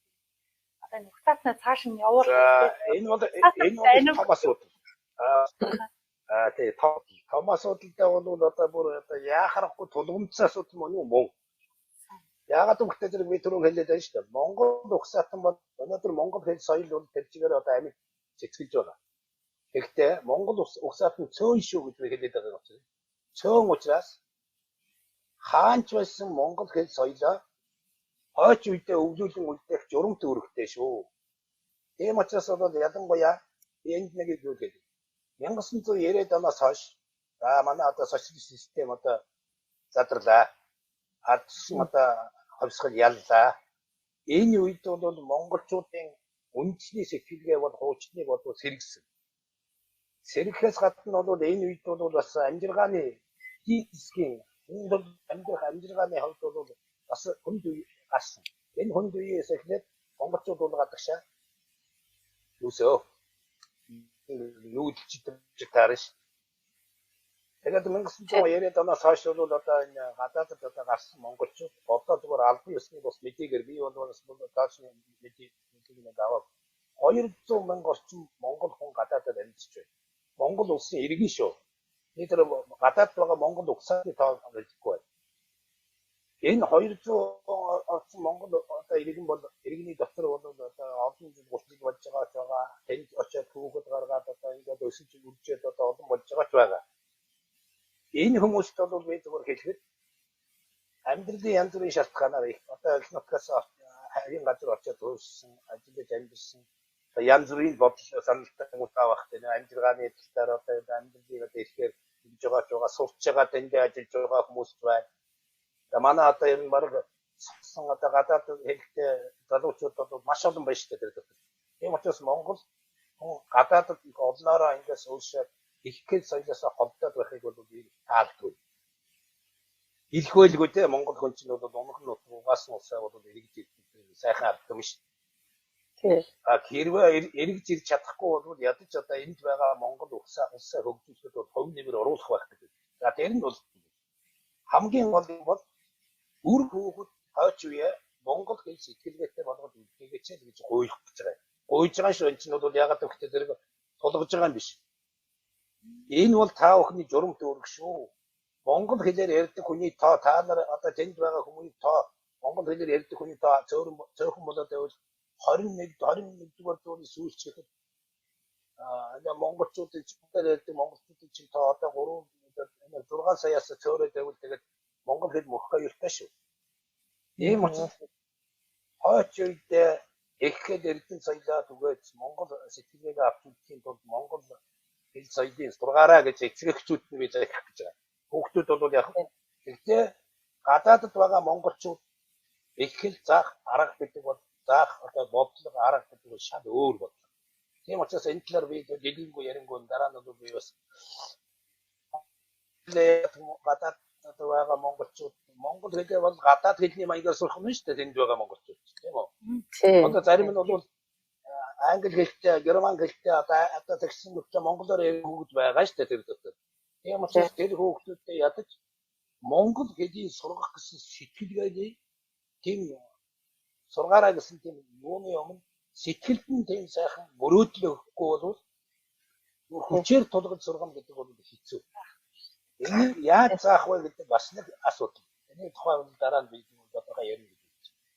Ааха. Гадаадд очсон монголчуудыг бол бид одоо тэгээд дураараа яваад өгсөн ч байгаа, сурах гэж яваад өгсөн ч байгаа. Тэнд одоо сайхан амьдрал одоо байгаад энэ монголчууд одоо бас эдийн засгийн хувьд бол гайгүй болж шүү дээ. Бас гайгүй болж байгаа энэ гайгүй болоход зөв буцаад ирэх байгаа. Их буцаад ирэх байх юм. Тэг. Эдгээр Монгол хүмүүс гадаадд ингэж тий Монгол хүмүүс гадаадд амьдарч байгаа ч гэсэн бүгд илүү одоо тодор Монголдо байснаас илүү ихээр одоо хайрладаг их нутгаа одоо тэгээ хилээ, өв соёлоо эн чинь их чухал юм байна шүү гэдгийг улам их мэдэрдэг юм байна гэдэг би бол би сэтгэлээрээ л мэдэрч явж байгаа хүний нэг л дээ.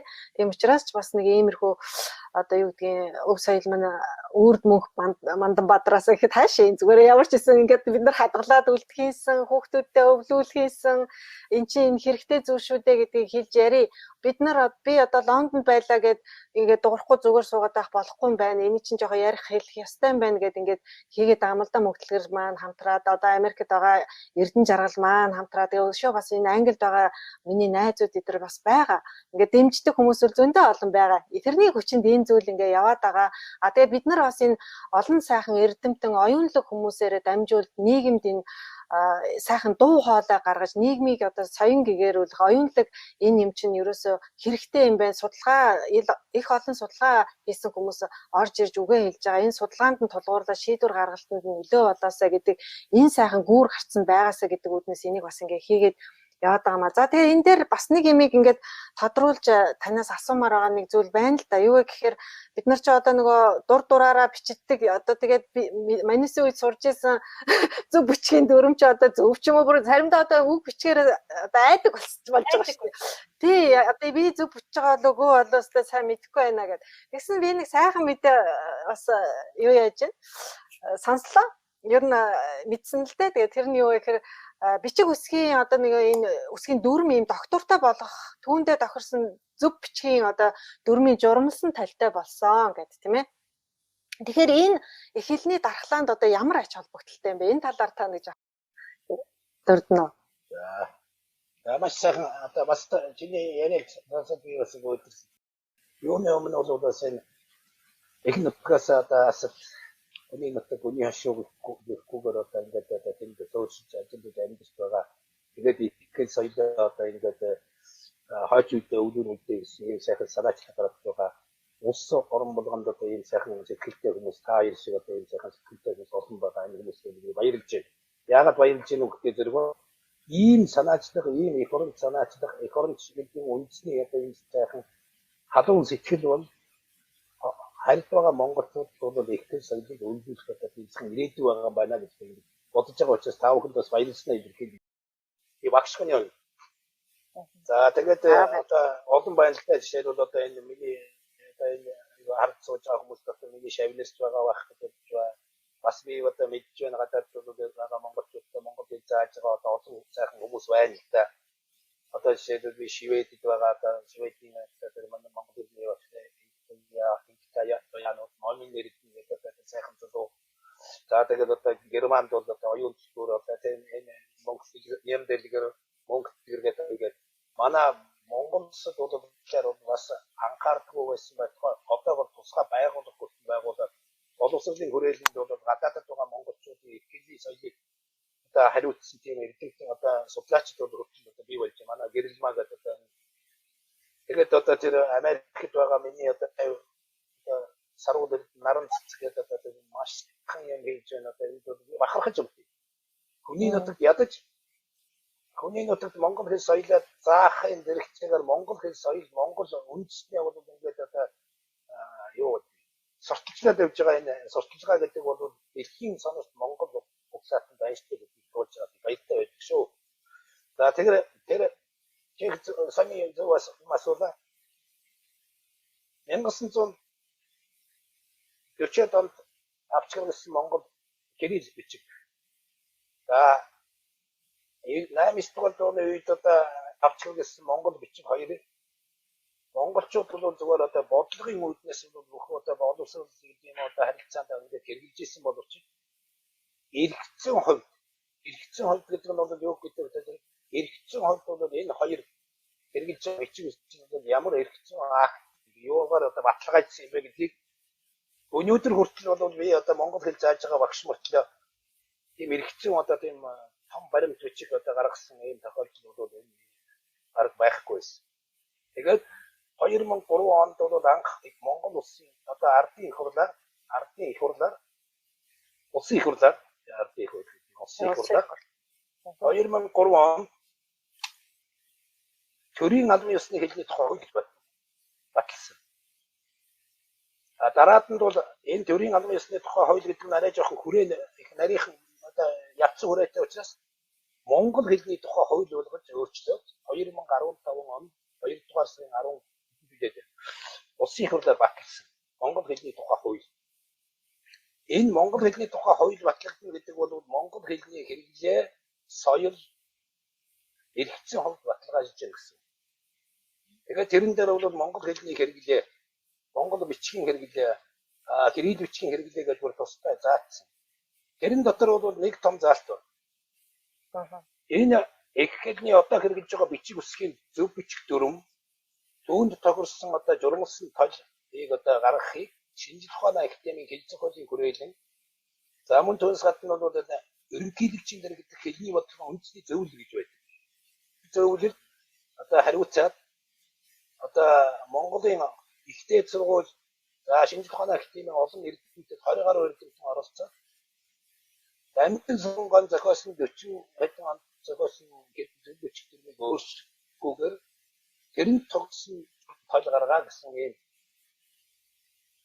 даалгавар болсон. Энэ даалгаврын дагуу одоо хэлний бодлогын үндсэн зөвлөлийн одоо энэ зохион байгуулсан энэ юуны дагуу 18 онд тэр монгол хэлний зөвлөч төрмийн журмалсан тол гэдэг тол гаргасан. Энэ хүртэл бол журмалсан толыг энэ хууль гэсэн. журмалсан тал гэдэг бол хойлогдсон шүү. За энд би оролцсон хүний хувьд зөүлийн үед бол энэ журмалсан талыг одоо янз бүрээр шүүмжилж байгаа хүмүүс их байна. За яг вэ шинэ юм болгон одоо ямар нэгэн эсэргүүцэлтэй тулгардаг шүүмж гаргадаг. За тэгээд ертөнцид бол төгс юм гэж ерөөсөй байхгүй учраас бол тэрэн дотор ямар нэгэн ганцхан алдаа мадаг санасургүй гаргасан талууд үүтэй санаатай алдаа бол тийм гэж байхгүй. Тэгээд одоо тэр журмалсан тал дотор бол одоо зарим үгийг одоо янз бүрээр бичсэн байдаг юм уу? Эсвэл хүмүүсийн бүр өмнөөс орчихсан байсан янз бүрийн үгийг бичдэг одоо буруу бичээс орчихсан үг гараад ирэхээр энийг зөв чинийх буруу гэж ингэж дайрдаг одоо бас нэг юм сэтгэлгээ үүссэн байна шүү. Тэгээд одоо зарим хүмүүс бол одоо гариг гэдэг үгийг ийтэй бичээс орчихсан би бол тэг таалагдсан та нар одоо яагаад энийг өөрчилж байгаа гэдэг ингээд уулаад энэс болоод нэг эдийн засгийн хохирол учраас тэгвэл хэлний хэрэглэнээс соёлжлох зэрэг юм байдаг. Тийм учраас өвчтөд гаргасан тал гарсан учраас одоо хуульчилчихсан учраас тэрэн дотор буруу зүйл тогтоосон зөв тогтоосон тэрийг баримт. За яг буруу юм байвал тэрийг цагийн явшид бол засчих болдог. Түүнээс биш бол би одоо ингээд бичээс урчихсан байгаа одоо та надад монгол хэлийг эвдэж сүйтгэж өнөрөөс эхлээд тэр намайг шүүмжтэй. Би бол тэнд нэг одоо би хүн алчсан хүрээ талцсан биш монгол хэлийг одоо бас сайн сайхан байлгах зэвэр ариун байлгах гэдэг одоо ингээд итгэж байгаа хүмүүсийн нэг тэр 20 хүний эрдэмтний нэг л дээ өнөөдөр би ганцаараа хийсэн юм шиг. Тэгээд энэ толийг одоо баримтлахаар журмалчихсан. Одоо бол энэ үгийг яаж үчих вэ? Хүнээс асуух хэрэггүй. Наад руу ч одоо бараг багшаа энэ үгийг яаж үчих вэ? Тэр үгийг яаж үчих вэ гэдэгс одоо бүр ерөөсөө уцтгаж болчихсон шүү. Багшаа тэр тол хаалгаа толийг үзнээр байна гэдэг. Ингээд одоо тэр журмалсан тол 18 онд гарснаас хойш ари сүүлийн одоо нэг 20 оны 2 дугаар хагасаас эхлээд хүмүүс нэг шүүмжлээ болчихлоо. Манайд нэг үсрэлийн аврах гэдэг нэг юм явсан юм а. Тэрэн дээр нэг зөвхөнтэй өгөө Монгол хэлээс өнөөж байна одоо ийм үг оруулах ясгүй гэдэг тэгэл баахан шүүмжилж байгаа. Тэгээд одоо бас айгүй болж шүү хүмүүс. Яг нь тэгээд толиор хэрэглэдэг болж байна. Толио маш сайн хэрэгжилж байна багшаа. Толиг маш сайн хэрэгжилж байгаа нь тодорхой байна. Түрүү 7 хоног гэхэд бол Америкийн таны шав байгаа шүү дээ. Саруул Эрдэнэ багшийн хичээл яваад тэгээд дэлхийгээр дахин сууж байгаа монголчуудын эхний соёлын сургалтууд байгаа шүү дээ. Сургалтын багш нарт зориулсан арга зүйн хичээл олоход яг тэр толиг тэр тахны талаар ярьсан. Манай гартаа барих дураараа биш. Яг нэг гартаа барих ганц юмтай барих. Ер нь бол тийм ээ. Маш сайн байна. Бид бол тийм л зорилго байсан. За тэр дотор би хэлж байгаа юм шүү. ертөнцид одоо юм байна. ертөнд төгс төгөлдөр юм байхгүй, төгс төгөлдөр хөрөнч гэж байхгүй. Гэхдээ төгс төгөлдөр төрхийн тулд бүтгэж яваад хөрөхгүй наан нунаад байдаг бас тохиолдол зөндөө биш. Тэрнтэй адилхан кирилл бичиг гэдэг 80 жил хэрэгжсэн юм бол кирилл бичгийн зөв бичгийн дүрмэн журмалсан тол гэдэг энэ нэг одоо боловсрол бүх харилцаанд хэрэгжих ийм одоо тол гарсан явдал бол Монголын бичиг соёлын түүхэнд гарч байгаа том ололт шүү гэж би ингэж боддоо. Энэ бичиг үсэг бол бидний өмч биш. Энэ бол хүний хэрэглээ. Тийм учраас энэ толыг хэрэглээрээ зөв бичгийн дүрм өөрчлөгдөөгүй шүү. Дамжин сурангаан үсгийн дүрм бид хүрээгүй. Өөр дамжин сурангаан үсгийн дүрмийн дагуу бичдэг. 3 янз бүрээр бичдэг. Нэг үгийг хүртэл 5 янзаар бичдэг. 6 янзаар бичдэг байсныг одоо нэг л болгочихсон. Тэгээд өөрхий тэр өөр сурчсан тэрнээрээ бичээ сурчсан одоо тэгээд би ч өнгөрч би одоо юусаа одоо энийгээр бичнэ гэж байгаа хүн байвал бичээл байж лээ л дээ тэр юм. Одоо тэгээд яваад хоргоод энэ тэгээд харин түрүү яриан дээр нөгөө монгол хэлний өөрчлөлт ороод тий одоо бид нар удахгүй 2025 оноос монгол тий одоо юу гэж бичгээрээ төрийн албаны бичгтээ оруулж ирэх гэж шүү дээ тэр бэлтгэл ажил явж байгаа. Тэгэхээр энэ бас тэр энэ журамт дотор багтцсан явж байгаа юм байна тийм ээ. Энэ бас их чухал асуудал. Энэ бол бас л одоо бас хүмүүсийн шүүмжил их дагуулж байгаа. Тэгээд одоо янз бүрийн одоо ташаа ойлголт ихтэй байгаа ийм зүйлстэй. Монгол хэлний хууль дотор хэдэн заалт орсон. Заалтуудын дотор 2025 он гэхэд төрийн хэрэг Монгол хос бичгээр хөдлөх болчихно гэсэн юм заалт байгаа. За энэ бол одоо кирилл бичгийг одоо устгах гэсэн одоо юм ерөөсөй байхгүй дээ. төрийн хэргийг хос үчгээд. Тэрнээс бүгдээрээ одоо хос үчих байна гэж бити ойлгоорой. Төрийн хэрэг гэдэг бол явцсан хүрэн шүү дээ. За одоо бол төрийн хэрэг гэдэг нь төр засгаас бол яг хөтө төрснийг чинь их диплом гэдэг энэ Монгол үчээр байж байгаа. Тэгэхээр бол тэр л хүрээндээ юу яа шүү дээ. Тийм учраас бол 2025 онд тэрийг бичгийг устгаад Монгол үчигт орох гэж байгаа өчигдөр би бас нэг дурагтай бас нэг хүн ярьж байгааг сонслоо. Энэ бол маш их том ухрал ард түмний өөрсдийг устгах гэж байгаа энэ бол одоо бодлоготой үйл ажиллагаа гэж одоо шүүмжилж байлээ. Гэхдээ яах вэ? Хүн болгон тэрийг шүүмжилж болно л дээ. Зөвхөн шүүмжилж. Гэхдээ 25 он гэхэд бүгдээ Монгол үчигтэй бүгдээ кирилл үчигтэй болно гэдэг бол юу шүү дээ одоо ямар нэгэн юм чинь мөрөөдөл гэж бас нэг юм байна шүү. Тэгэхээр хэрвээ одоо тэр шаардлагатай хууль гэдэг чинь бас цагийн явцаар бол хэрэглээгээр өөрчлөгдөх бас тохиолдол байна шүү дээ. Хууль бол зогсчихгүй юм шүү дээ. Ялангуяа салбар хуулиуд бол 25 онд магадгүй одоо тэгээд тэрийн хэргийг одоо Монгол үчээр одоо сумын дарга багийн даргаас эхлүүлээд үчээр хийн гэсэн үг шүү дээ. Тэрээс биш одоо бүх хүн Монгол үчээр бичин гэсэн үг шүү. Тэгж ойлгоорой. Түүнээс биш одоо 25 он гэхэд бүгдээрээ Монгол үчтэй болоод бүгдээр одоо тийм болно гэсэн чинь санаа биш шүү. Монгол бичгийг л хүн болгон сураасаа л гэсэн юм л одоо бодсон юм гэсэн. Тэр нөгөө цаана нь түрүү юм асуусан шүү дээ. Өөр монголчуудын монгол бичгээр бичгээ болж байгаа гэдэг тэрний бараг манай дархлаа маш том дархлаа болж орж ирэх юм байна гэж миний хувьд тэгж бодсон. Хүн болгоо өөр тэгээд монгол бичгийг бол хүн болгон журам дүүргээ болгож сурах гэх ерөнхий боловсролын сургуулийн 6-аас 12 дугаар ангид зааж байгаа. За зөвхөн одоо тэмдэглэж зааж байгаа шүү дээ. Тэгээд ерөнхий боловсрол ихтэй сургуулийн одоо энэ боловсролын төвшөнд бол одоо ингээд бүх хүнд заагаад эхлэх бол тийм ганцхан нэг л одоо анхаармар юм байна. Бид бол заалагчид ерөнхий боловсролын сургууль заачаад одоо ингээд монгол бичиг суусуу гэж гараад унших орчин байна. Тийм учраас одоо төр засгаас эхлээд одоо энэ мэргэжлийн одоо байгууллагууд монгол бичгээр ном зохиол бас зохих хэмжээгээр одоо ингээд уншдаг юмтай болгосоо гэж би нэг төсөв хүнтэй.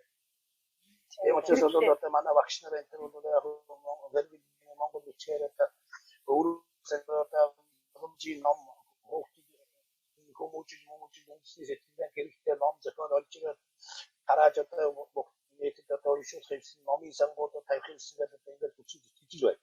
Гэхдээ ядаж л хэд гурван соён монгол үчгээр хэвлэгдээсээ хүүхдийн одоо зарим зохиол монгол үчгээр хэвлэгдээ. Ингэж орчин бүрдүүлж гэж бол хэрэглээг бол яг л том болгоно л та. Түүнээс биш одоо нэг хууль гаргацгаад одоо 25 онд шүү гэдэг ингээд жихэнд нь шивж чад ингээд яваад байж болохгүй. Үйл ажиллагаа.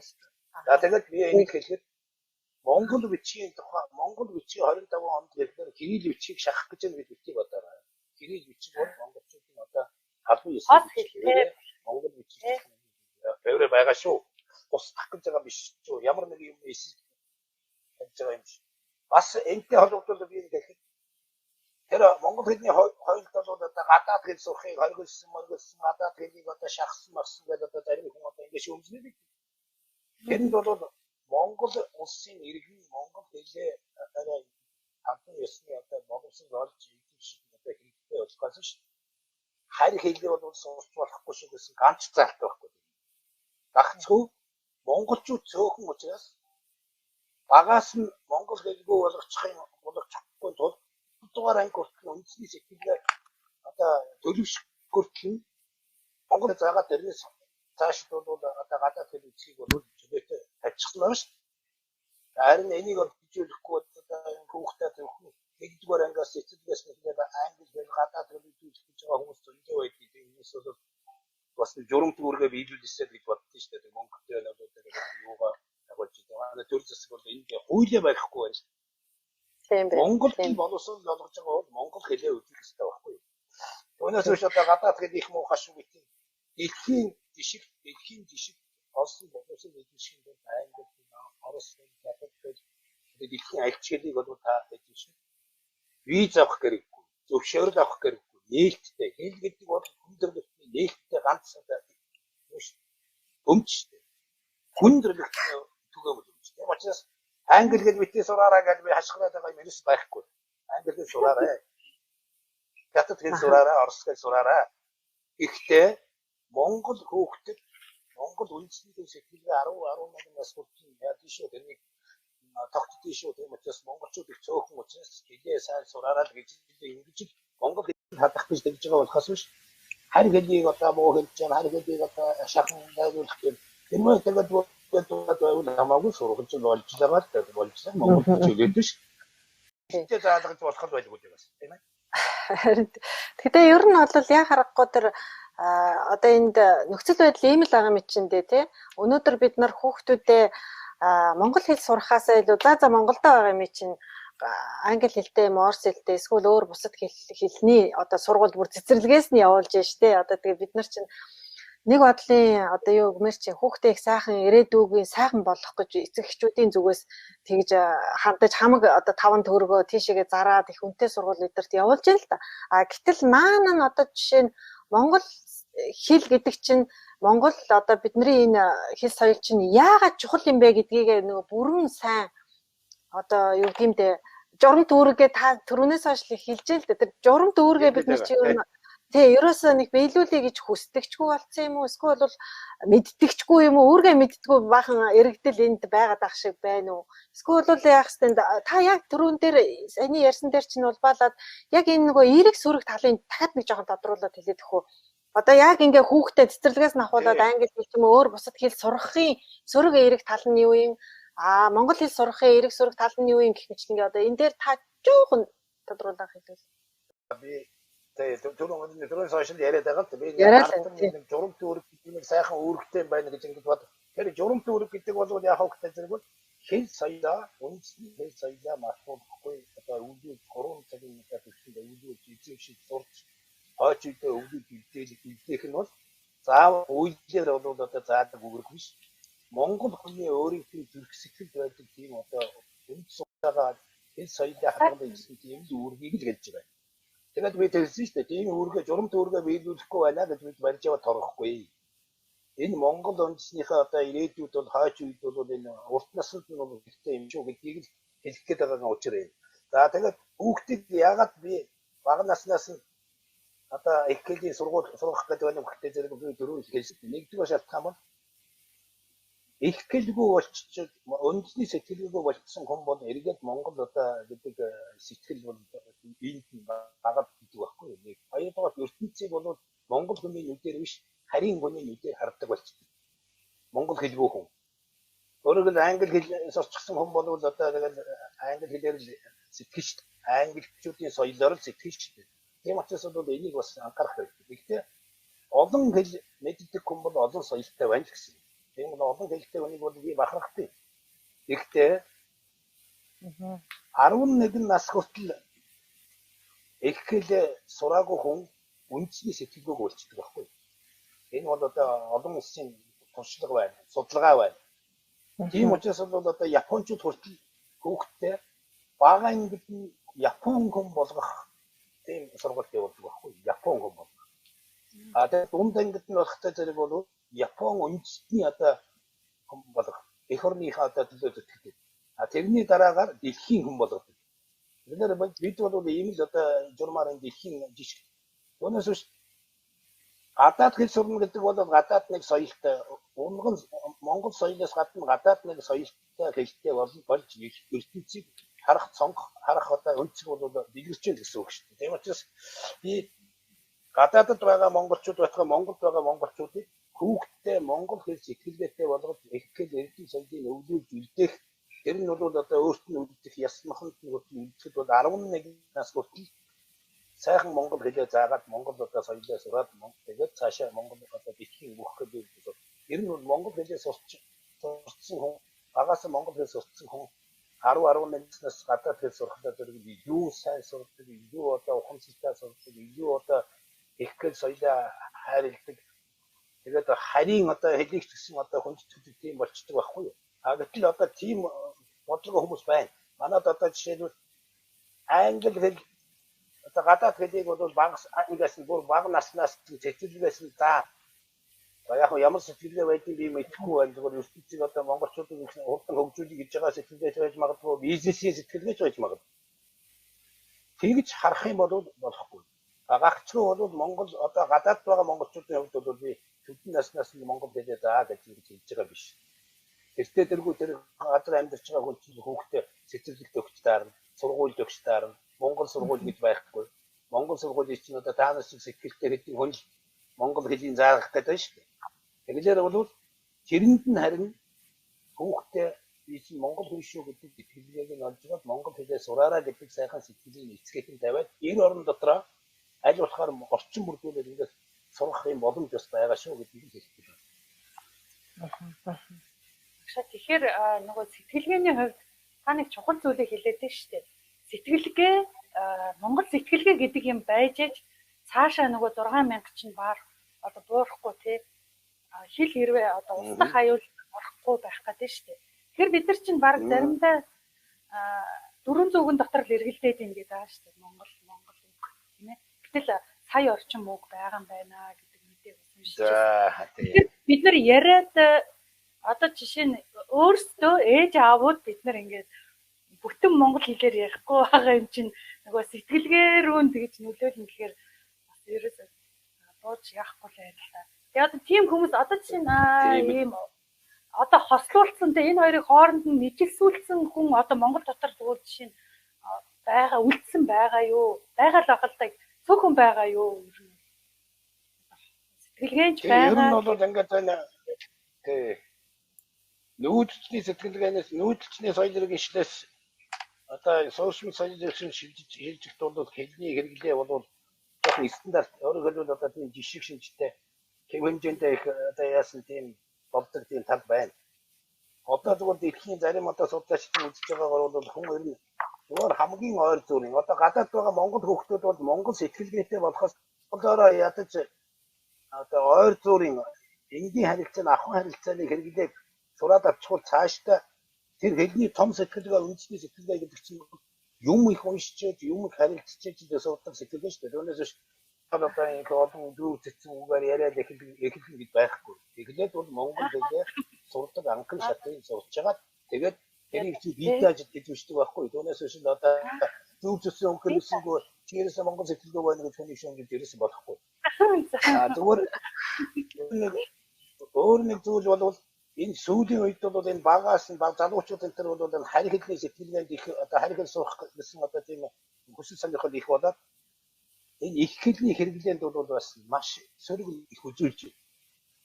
Одоо гудамжинд бол одоо энэ хэлээр одоо энэ автос ингээд юм гудамжинд одоо сайн байна уу мэндүү одоо мэнд амруу гэж монголоор одоо мэдлж байгаа хүмүүс баг ховруулсан маш хайл гэж ингээд гараа өргөөл зүтгэл ингээд чинь бол ингээд харийн юм л одоо өгөөд байгаа гэсэн үг шүү дээ.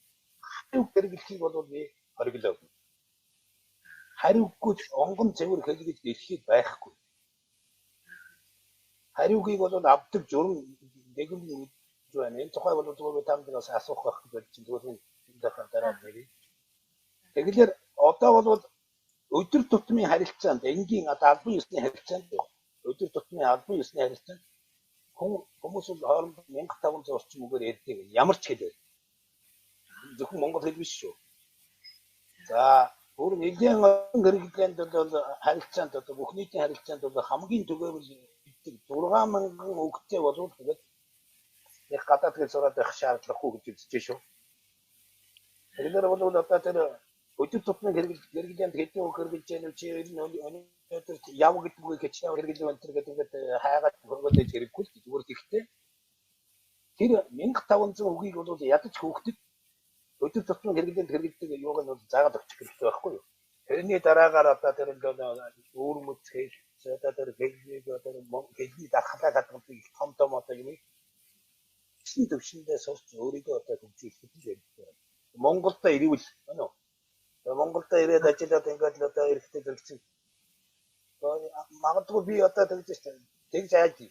Одоо өнөө нөхдүүд одоо гадаад хэлтэй хүмүүс 10 жилийн дараа 20 жилийн дараа хурж ирэх чинь монголчууд нь өөр гэлтэй болчихсон байвал одоо тэгэл тэд баярлах байлгүй. Тэгээд өөрийнх нь энэ сурсан гэдэг яваад хийхгүй. Манай нэг алдартай зохиолч Монголын арайдуу Японоор мэмчил би тэр өдөр өгнө гэж юу хэлсэн үг байдаг шүү. Эцэг нь бол одоо эцний хэл гэдэг нь алга болчих мэдээ гэж айж байгаа. Тэгэд манай ч н одоо их хэлний дархлаа гэж хадгалдаг нэг сайхан хэлдэг хүмүүс байна. Зохиол уншдаг бол их хэлний дархлаанд сургадаг хамгийн сайн арга. Тэр нь уран зохиолыг уншдаг тийм төвшөнд хөөгдөд хүрчихвэл заагаад авах хэрэггүй шүү. Тийм ээ. Эцэг би боддоо шүү. Тийм шүү. Бид нар чи багадаа ерөөсөө тэгэл ном бариад сүүдэр дагаал яваад идэг. Тэгэл их зузаан номнуудыг уншдаг байсан л да. Тэгээ тэр маань л одоо бид нарыг өнөөдрийн төвшөнд сайхан монголоор ярих, өөрийнхөө одоо үзэл бодол, санаа сэтгэл хэлэх гээд байгаа юм а сайхан хүнд ойлгомжтой хэлэх тэр юмнуудыг нь бий болгож өгсөн байгаа байхгүй юу. Тэгээ мэдээж хэрэг багадаа уншсан тэр юм чинь хүнд ерөөсөн мартагддгүй юм байна л да. Одоо ч гэсэн хэрэг болоод нэг үг юу илээ гэж хайхгүйгээр шууд хэлж байгаа байхгүй. Тэгэхээр зэрэг энэ бол маш гайхалтай. Манай одоо энэ сайхан зохиолчтэй бид нарт бол талархдаг юм аа шүү дээ. Үнэхээр тийм гоё уран зохиолын номнуудыг уншиж өссөн. Тэгээд сүүл рүүгээ бол хүмүүс мэрэгчлэлтэй болоод ирэхээр мэрэгжлийнхаа номнуудыг ч гэсэндээ ингээд уншаад явхад бол сайхан ерөөсө гацхгүй тийм байдаг шүү дээ. За тэгэхээр энэ дээр бас нэг тий юу ямар энэ танаас бас нэг асуумар зүйл байна л да. Тэр нь юу вэ гэхээр бид нар ингээд гадаадад ингээд монгол хэл соёлоо мартахгүй байх юмсан гэдэг ингээд санаа зовдөг юм л да. Байнга л тэгж завж байгаа. Тэгэхээр зэрэг ер нь энэ бид их хэлний үндэсний соёлоо сэтгэлгээгээ яаж одоо шийдвэрлэл зүгээр юм бэ? Цааш та ер нь та юу гэж бодож явдаг вэ? Би төгөлсөн шүү дээ. За тийм опон эхлээр мань одоо эхлээ хадгадаасаа олон хүн ярьдаг болоосаа Монголын улс олон болоосаа гэж би боддог. Тэр нь бол би одоо гадаадд байгаа эхлээ одоо сая бүгдээ сургуулийн хаагчтай үлдээ гэж байгаа хүмүүс бол ямар нэг хэмжээгээр тэгээд одоо энэ жишээлбэл цэцгийн насны хүүхдэд их хэлийн яаж заах вэ? Тэр орчин дотор нь яаж заах вэ? Одоо сургуульд орсон хүүхдэд яаж заах вэ? Бүр одоо эдийн он сургуулийн одоо нас агсан одоо энэ хүмүүстд бол их хэлийн яаж заах вэ гэдэг бол тусдаа өөрөө аргатай, заргаж үүтэй, зарчимтай. Зүгээр ий бол яг хөтэй зэрэг Монголд байгаа хүмүүс бол ирэх биш одоо монгол хэлээ тэр бол одоо монгол улсын иргэн хүн бол монгол улсны албан ёсны хэл бол монгол хэл орчинтай. За зүгээр одоо харь сэтгэлгээтэй багаасаа монгол улсын хагас дотор ярьдаг монголоор бас сэтгэж чадахгүй болсон хүмүүс бас байна. За энийг бол энэ хүмүүсийг бол энэ монголын одоо энэ ахмад үе.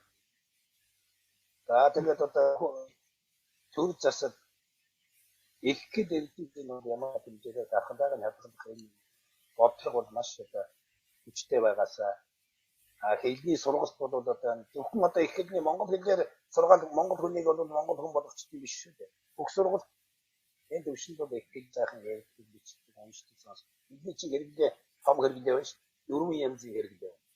Хамгийн идэвхтэй хэрэглээ бол ярьдаг бичдэг хоёр хэрэглээ бол хамгийн идэвхтэй. Сонсдог уншдаг нь бол өөр хэрэглээ. Тэгэхээр хэрэглээ нь бол гэхдээ энэ бол нэг ярилцэг сонсогч хоёр байж харилцдаг харилцааны одоо тийм ноён нурууш. Тийм учраас бол аль болохоор л одоо орчин бүрдүүлээд нөгөө анхны одоо шатыг тавиад тэгээд одоо аль болохоор орчинтой ядаж л эртээ ээж аав хоёр Монгол бол монголоор ярьдаг. Тэгэхээр бас хэцүү байдаг байх та нэг сургууль дөрвөлчлөөр бас дандаа монголоор ярьдаг таар монгол нөгөө хэлээс ороход хэцүү байна. Гэхдээ тийм одоо орчин бүр за нөгөө одоо холимог гэрүүл байна шүү дээ. Холимог гэрүүлүүд байна. Тэр бол хүүхдээ одоо яаж сурах вэ гэхдээ зэрэг бас л өөрийн орчин бүрдүүлж тэр хүүхдтэйгээ харилцах ямар нэгэн орчин бүрдүүлэхгүй ганцхан багшаар заалгаад сурна гэдэг бол хэцүү. Тэгээд их суурийн тавиад уншдаг бичдэг болгочихвол тэгээд өөрийг нь аваа явах аргачууд зөндөө байна. Уншуулдаг. Идэж уншуулдаг. Ингээд сонирхолтой хүн сонирхол төрүүлэх юм л одоо юм хэлж байгаа шүү дээ. Тэгээд тоглоом яа гэж одоо сайхан арга бол хүүхдэд бол тийм байна. за тэр одоо Америкт байгаа одоо тэр манай саруудын тэр бол тэр хүүхдийн цэцэрлэг байгаа. тэгээд одоо зуны амралтаа хүүхдүүдийг сэтгэл Монгол гэж заагаад ингээд тоглуулаад ингээд явахад хэрэглэл үүсгэж байгаа арга шүү. Тэгээд хэрэглэл үүсгэж ийм одоо туршлагуудыг бол мэдэх хэрэгтэй байгаа. А гэрт нь ганцаарчсан сургалт бол бас их ачаал болж. Ганцаарчсан сургалт бол багш сурагч хоёрын идэвхтэй үйл ажиллагааны дунд бүтдэг. А олон бүлэгээр сургалт бол орчин бүрдүүлэхэд бас сайн. Хооронд нь бол ингээд их хэлээ хэрэглэгч байна, хэрэглэхгүй ч байна. Тэр нэг ангас усны хэдийн жишээ нь англи хэлийг хэрэглэхгүйгээр монгол хэл заадаг чарга байна. Хослол арга байна, янз бүрийн арга байна. Коммуникатив метод гэж байдаг одоо орсоор бол хэлдэг. Амьд харилцааны арга. Энэ амьд харилцааны арга их чухал та. Энэ тухай би зүгээр тусгайд нь бол би арга ийм аргууд байдаг. Тухай бол зүгээр одоо цааш ярих байх гэж байна. За сайхан. Өөрийнхөө сүүлийн үед хийж байгаа судалгааныхаа ажил те сүүлийн үеийнхээ ажлууд таны олон шавнар дэлхийгээр тархан байгаа шүү дээ тийм ээ. Германд байна, Шведэд байна. Германд бол одоо манай оюун төлхөөр гэж маш мундаг багш байгаа. Шведэд бол инх туяа багш таны шав тийм ээ.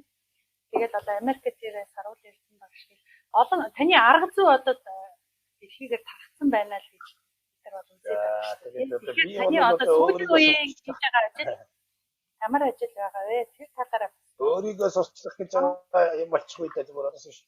Яг бас би чинь сүүлийн одоо бас нэг жил яг өвчин зөвлөлтөй байгаа. Одоо бас өвчин зөвлөлтөй ажил бол их хүчтэй хийхгүй байна. Тэгээд би Монгол улсын боловсролын их сургуулийн Монгол судлалын төв гэж одоо тэр Монгол судлалын Монгол улс чинь бол Монгол судлалын Монгол улсын дэлхийн Монгол судлалын олон улсын Монгол судлалын төв. А тэр дотроо бол Монгол улсад бас Монгол судлалаар хүлээн зөвшөөрөх байдгийг. Тэр нэг нь бол шинж ухааны актив. Шинж ухааны активд бол Монгол судлалын одоо олон бүх сая хэл одоо тэр хүрээлэнгүүд байна. За хоёр дахь нь бол Монгол улсын их сургууль. Монгол улсын их сургууль гэдэг бол Монгол судлалын одоо их том төв. Энд бол Монголын одоо 20 дугаар зууны Монгол судлалын 3 оргил эрэлжин дамжин сэрэн лугдан ажиллаж байсан их том төв. За дараа нь бол одоо Монгол улсын боловсролын их сургууль Монгол судлалын одоо сургууль гэж байсан. Одоо Монгол судлалын сургуулийн одоо бас өөрчлөлт тэгээд одоо Монгол судлалын төв гэж нэг өнөр үеийн дарагтаа нэг зэрэгтэй нэг хоёр хүн ажилладаг. Бас том нэгтэй. Тэгээд бас чинь бол тийм үнэтэй дээр бол яг Монгол хэл соёлоос уртчлах. Тэгээд хойч үедээ бас одоо юм хийх төв юм чинь бас нэг юм хийн шүү дээ. Тэрэн дотроос би нэг зүгээр санаачилж хийж байгаа одоо тэгээд нас цаг 2000 яах нь Монголын түүх хэл соёлын цовруул гэдэг юм нэртэй ийм цовруул 30 цовруул гаргахаар би зүгээр явсаар татсан байгаа. Тэгээд энэ 30 цовруул бол хинж төрүүлсэн гэдэг зэрэг тэгээд авах зүгээр одоо энэ техник цовруулын таах Угсаатан. За тийм. Өнөөгийн Монгол угсаатан гэдэг энэ эхний лекцэр. За энэ өнөөдөр яриад байгаа Монгол угсаатан гэдэг өнөөдөр хаана байна вэ? Түүх нь одоо ямар шалтгаанаар одоо хаана гэсэн одоо ажил өнцөг байна вэ? Энэ бол энэ Монгол угсаатан өнөөгийн Монгол угсаатан гэдэг бол Монгол гэж өөрийгөө хэлтгэл хүн болгонд оролцож байгаа шүү дээ. Энэ 10 сая Монгол угсаатан хаана байна гэдгийг л энд. Тэгээд энэ шавнастайгаа хамтраад энийг ийм битэл. За дараа нь бол орчин цагийн Монгол хэлний нөхцөлийн аялал гэсэн. За дараад нь бол энэ хэрэглээний аман зохиол гэсэн юм 3 дэвтэр энийг гаргасан. За асуугаад байгаа тэгээд 30 юм болж гаргах юм шүү дээ. Тэгээд энэ юу гэдэг бүх нийтэд зориулсан. За нийтэд тийм. Бүх нийтэд энэ бол зөвхөн одоо эрдэм шинжилгээний нарийн бүтээл биш. Яагаад гэвэл одоо эрдэм шинжилгээний бүтээлийг чинь эрдэм шинжилгээний хүрээний ихэнд уншиж шүү. тийм. Монгол угсаатны одоо энэ эрдэм шинжилгээний хялбарчилсан бүтээл бол их ховор байгаа учраас одоо бүх нийтэд зориулсан. Ардтам одоо аваад өнөөгийн Монгол угсаат ядаж өнөөгийн Монгол угсаат гэхээр он саана байдаг бол санийхад уншиж. Тэгээд энэ угсаатан гэж ямар онцлогтой юм гэдэг дөрөвчин одоо ярьдаг шиг ийм юмнууд байна. Монгол хэлний нутгийн аялал гэж би энийг яагаад бичсэн гэхээр энэ хэл аялал Монгол хэлний дотор байгаа олон аялалгыг хадгалаасаа хамгаалаасаа гэдэг үгнээс энэ ойрт аялал, бурайд аялал, халах аялал, өвөр аялал гэдэг том дөрвөн аялал дотор нь одоо нарийчлаад ингээд яасан. За хэрэглээний аман зохиол гэдэг нь бол төрүүлсэн даа өгөх гэлдэг. Одоо шинэ онцлог гэж онцлогт одоо Монгол онцлог сэтгэлгээ яаж гэсэн дүүрчсэн үгэнд яаж гэсэн үлгэрт яаж гэсэн гэдэг ингээд цаашдаа одоо цэри ёс гэдэг юм уу юу гэдэг одоо ийм цовруулууд гаргах гэдэг. Энэ бол одоо элдв соёл түгэх гэж байгаа одоо миний хийж чаддаг цаасаар одоо оюуны соёл түгэсэн. За яг хөө энэ чинь зүгээр бас нэгэнтэй яасан юм байна. Манай нарийн шавнастай юу хүмүүс сонирхдаг үгийн гарал судлал гэж юм юу. Энэ үг яаж гарсан юм бол ямар үнэтэй юм бол Монголд үг одоо энэ уулыг одоо яагаад алдаа гэж нэрэлсэн, тэнхээ гэж яагаад нэрэлсэн. Яагаад одоо энэ адил усны нэрийг ингэж нэрэлсэн гэж одоо тайлж уншдаг ийм арга хүнийг сургахын тулд Монгол хэлний гарсан үндэс гэдэг юм нэг. Дээшээ бараараа багш. Яхан дээшээ өргөч. Тий, дээш нь өргөч. Юу нь харагдана. Монгол үгийн гарал судлалын үндэс. зөв. Мэргэжлийн юмнууд одоо тэгээд энежиг хийсэн гэдэг. Монгол хэлний түүх гэж уран баттай манай эдгээр хамтарсан бас одоо уран бат гаргасан гэдэг чинь. Энэ бол манай төвийн шугамар хийж байгаа ажил. Зөв. Тэгээд одоо Хүмүүс таанаас тэгээд сурах үеч гэх мэт чинь. Энэ бадуур одоо энэ бол бас төслөр хэрэгжүүлж байгаа учраас бас хотлохгүй тэгээд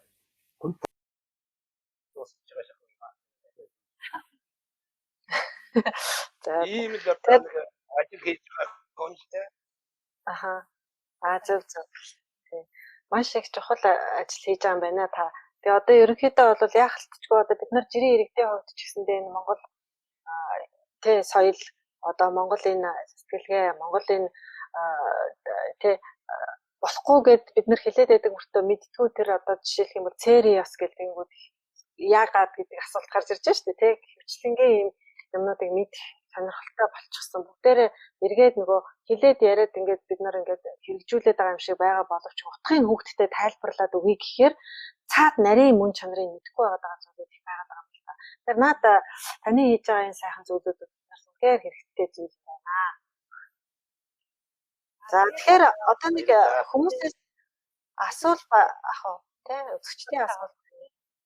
За ер нь тэгээ хоёлаа асуултуудыг харъя. Ямар ч байсан мент хүргэсэн, амжилт хүссэн, багштай эрүүл энхийг хүссэн асуултуудад юунууд байна уу? Улам багштай эрүүл энх сайн хүссэн өрөөё гэдэг чинь. За ерөнхийдөө бол ерөнхий боловсролын сургуулийн очсон сурагч хүмүүжил өссөн хангалтгүй зүг илэглэл гэх мэт мөр ишлэл орсон тухай цахимаар хүмүүс зургийг нь дараа энийг түрүү ярьсан шүү дээ тий. Энэ нөгөө яахгүй байна гэдэг тийм юм байсан. За баярлалаа. За бүгдээ сайхан ярьсан байна. Боловсролын сургуулийн бас биш зохионы хувьд бол муу юм байвал тавбатай юм байгаа. Сайн юм байвал одоо бас одоо гэж баярлах байдаг байдаг юм төлөөлөж гэсэн. Одоо боловсролын соёлын яамны шин сайд их боловсрол сургуулийн бараг бүх сургууль одоо залгамж холбоо тэгээд дотор байгаа Монгол үндэсний ёс зүйн шилжүүлэлт болгож байгаа юм. Нарийн системээ хийсэн. 12 нарийн сургууль аваад тэрэн дотор бол одоо мэдээж хэрэгтэй одоо янз бүрийн зүг гэдэг нь одоо сонгоог буруу сонгосон байгаа юм. Одоо цаашдаа илэршүүлэхэд одоо гайгүй болох байхаа гэж найдаж байна. Энэ байвал зөв. За тийм. Тэгэхээр ерөнхийдөө бол энэ Монгол бичгийн журмсан тол тийм ээ. Тэгээд Unicode-ийн тухай хэрэгждийн тухай асуугаад өгөөч гэсэн байна. Түрүүнд нөгөө журмсан талын тухай бол ярьсан шүү дээ. Unicode гэдэг яг Монгол Unicode-ийн одоо энэ юу бол одоо монголчууд орох гэдэг бол Монгол улсын хийх бас асуудал биш байна лээ. Би бол энэ талаар бол нарийн мэддэг юм биш.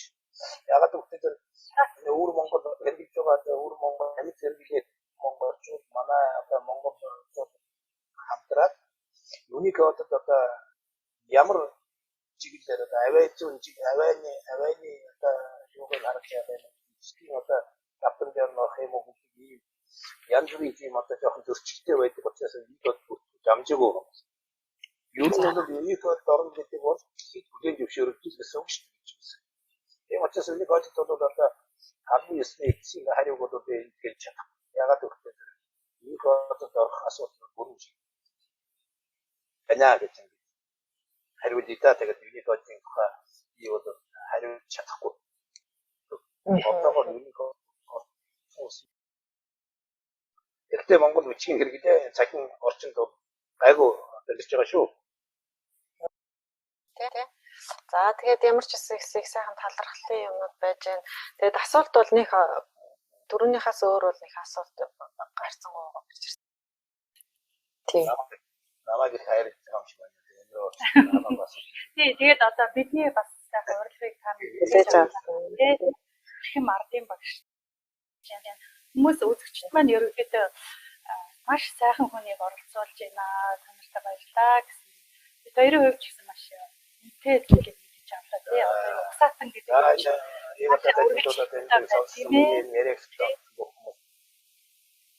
хүмүүс бас баярлалаа. Та бүхэнд одоо энэ намын их эрүүл байхын одоо аз жаргалтай байхын одоо зүйтэй гэдэг. Багшийн барилчаар дээр нь их хэлний одоо энэ сайхан өөдрөг сайхан одоо энэ сэтгэлийг одоо хаа газар явсан газараа ихтэй ирсэн сантай ээж хойч үедээ өнгөцлөөр сэтгэл зүрхээ гаргаж байгаа одоо та бүхэнд баярлж байна шүү. Бид насанд болсон ч гэсэн одоо их хэлийг хэлж эдгээр хөтөл ингэж явж байгаагаа жоохон эрүүл сарууд байдаг шүү. Намайг бол ерөөл батарч болтугай. Сайхан хаврчаараа эрүүл байгаараа энэ сайхан одоо нутаг орондоо их орондоо Монгол үндэстэндээ төв нэмэр оруулж байгаараа гэж. За гэлээ тандаа бидний урилгыг хүлээн. Эмчээр Монголд хоёртай одоо бас баярлалаа. Сайхан одоо наачилгаар одоо би бас энэ сайхан хүмүүстэй уулзаж ингээд туу хоолойгоо хүргэж байгаа явдалтай. Өнөр юм багш гайгүй байгаа шүү гэдэг. Давхар хүргэж байгаа бас баярлалаа. Тий, шамнар ч харж байгаа. Тий. Одоо мастер том дархлаа юм байна. Энэ өөрөө бидний үүрэг юм байна гэдгийг одоо эцэг эхчүүд те Монгол хэсэг хүн болгон бүр зөвхөн Монгол үндэстэн биш Монгол угсаатан бид те энэ 10 сая угсаатан маань хүн болгон дотроо энийгээ цаашаа хилээрээ дамжуулж те тэгээд цаашаа сэтгэлгээний хувьд те урт хугацаанд энэ хилээ алга болохгүй тулд одоо те хүн болгон хичээх юм байна гэдэг зүйлийг сайхан ойлгож байна. Тэгээ хүн болгон журам төвөргээ биелүүлцгээе. Тий. Ингээд их хэлний за журам төвөргээ биелүүлцгээе. Тий. Журам төвөргээ биелүүлцгээе. За тэгээ өнөөдөр бол бид нар их хэлний дархлаа, үндэсний дархлаа тэдгээ гэдэг сэдвээр шинжлэх ухааны доктор профессор Ардын багш Өнөр Баян багшигаа урьж оролцууллаа. Ингээд сайхан ярилцлага биднэрт өгсөн танда маш их баярлалаа. Тэгээ таны цаашдын эрдмийн ажил болон эрүүлэнх байхад чинь мөн ажил амьдралд чинь өндрөө зөндөр амжилт хүсье. Маш их талархаж байна. Баярлалаа. Баярлалаа. Тэгээ ерөнхийдөө баярлалаа. Дахин за ингээд энэхүү ярилцлагыг үзэж сонссон асуулт тавьж бид нартай хамтдаа байсан комент бичсэн энэ сайхан бүх үзэгчид сонсогчдод чин сэтгэлээсээ талархаж байгаагаа бас илэрхийлж хэлмээр байна. Ингээд дараагийн удаа дахин уулзлаа. Түр баяртай. Баярлалаа.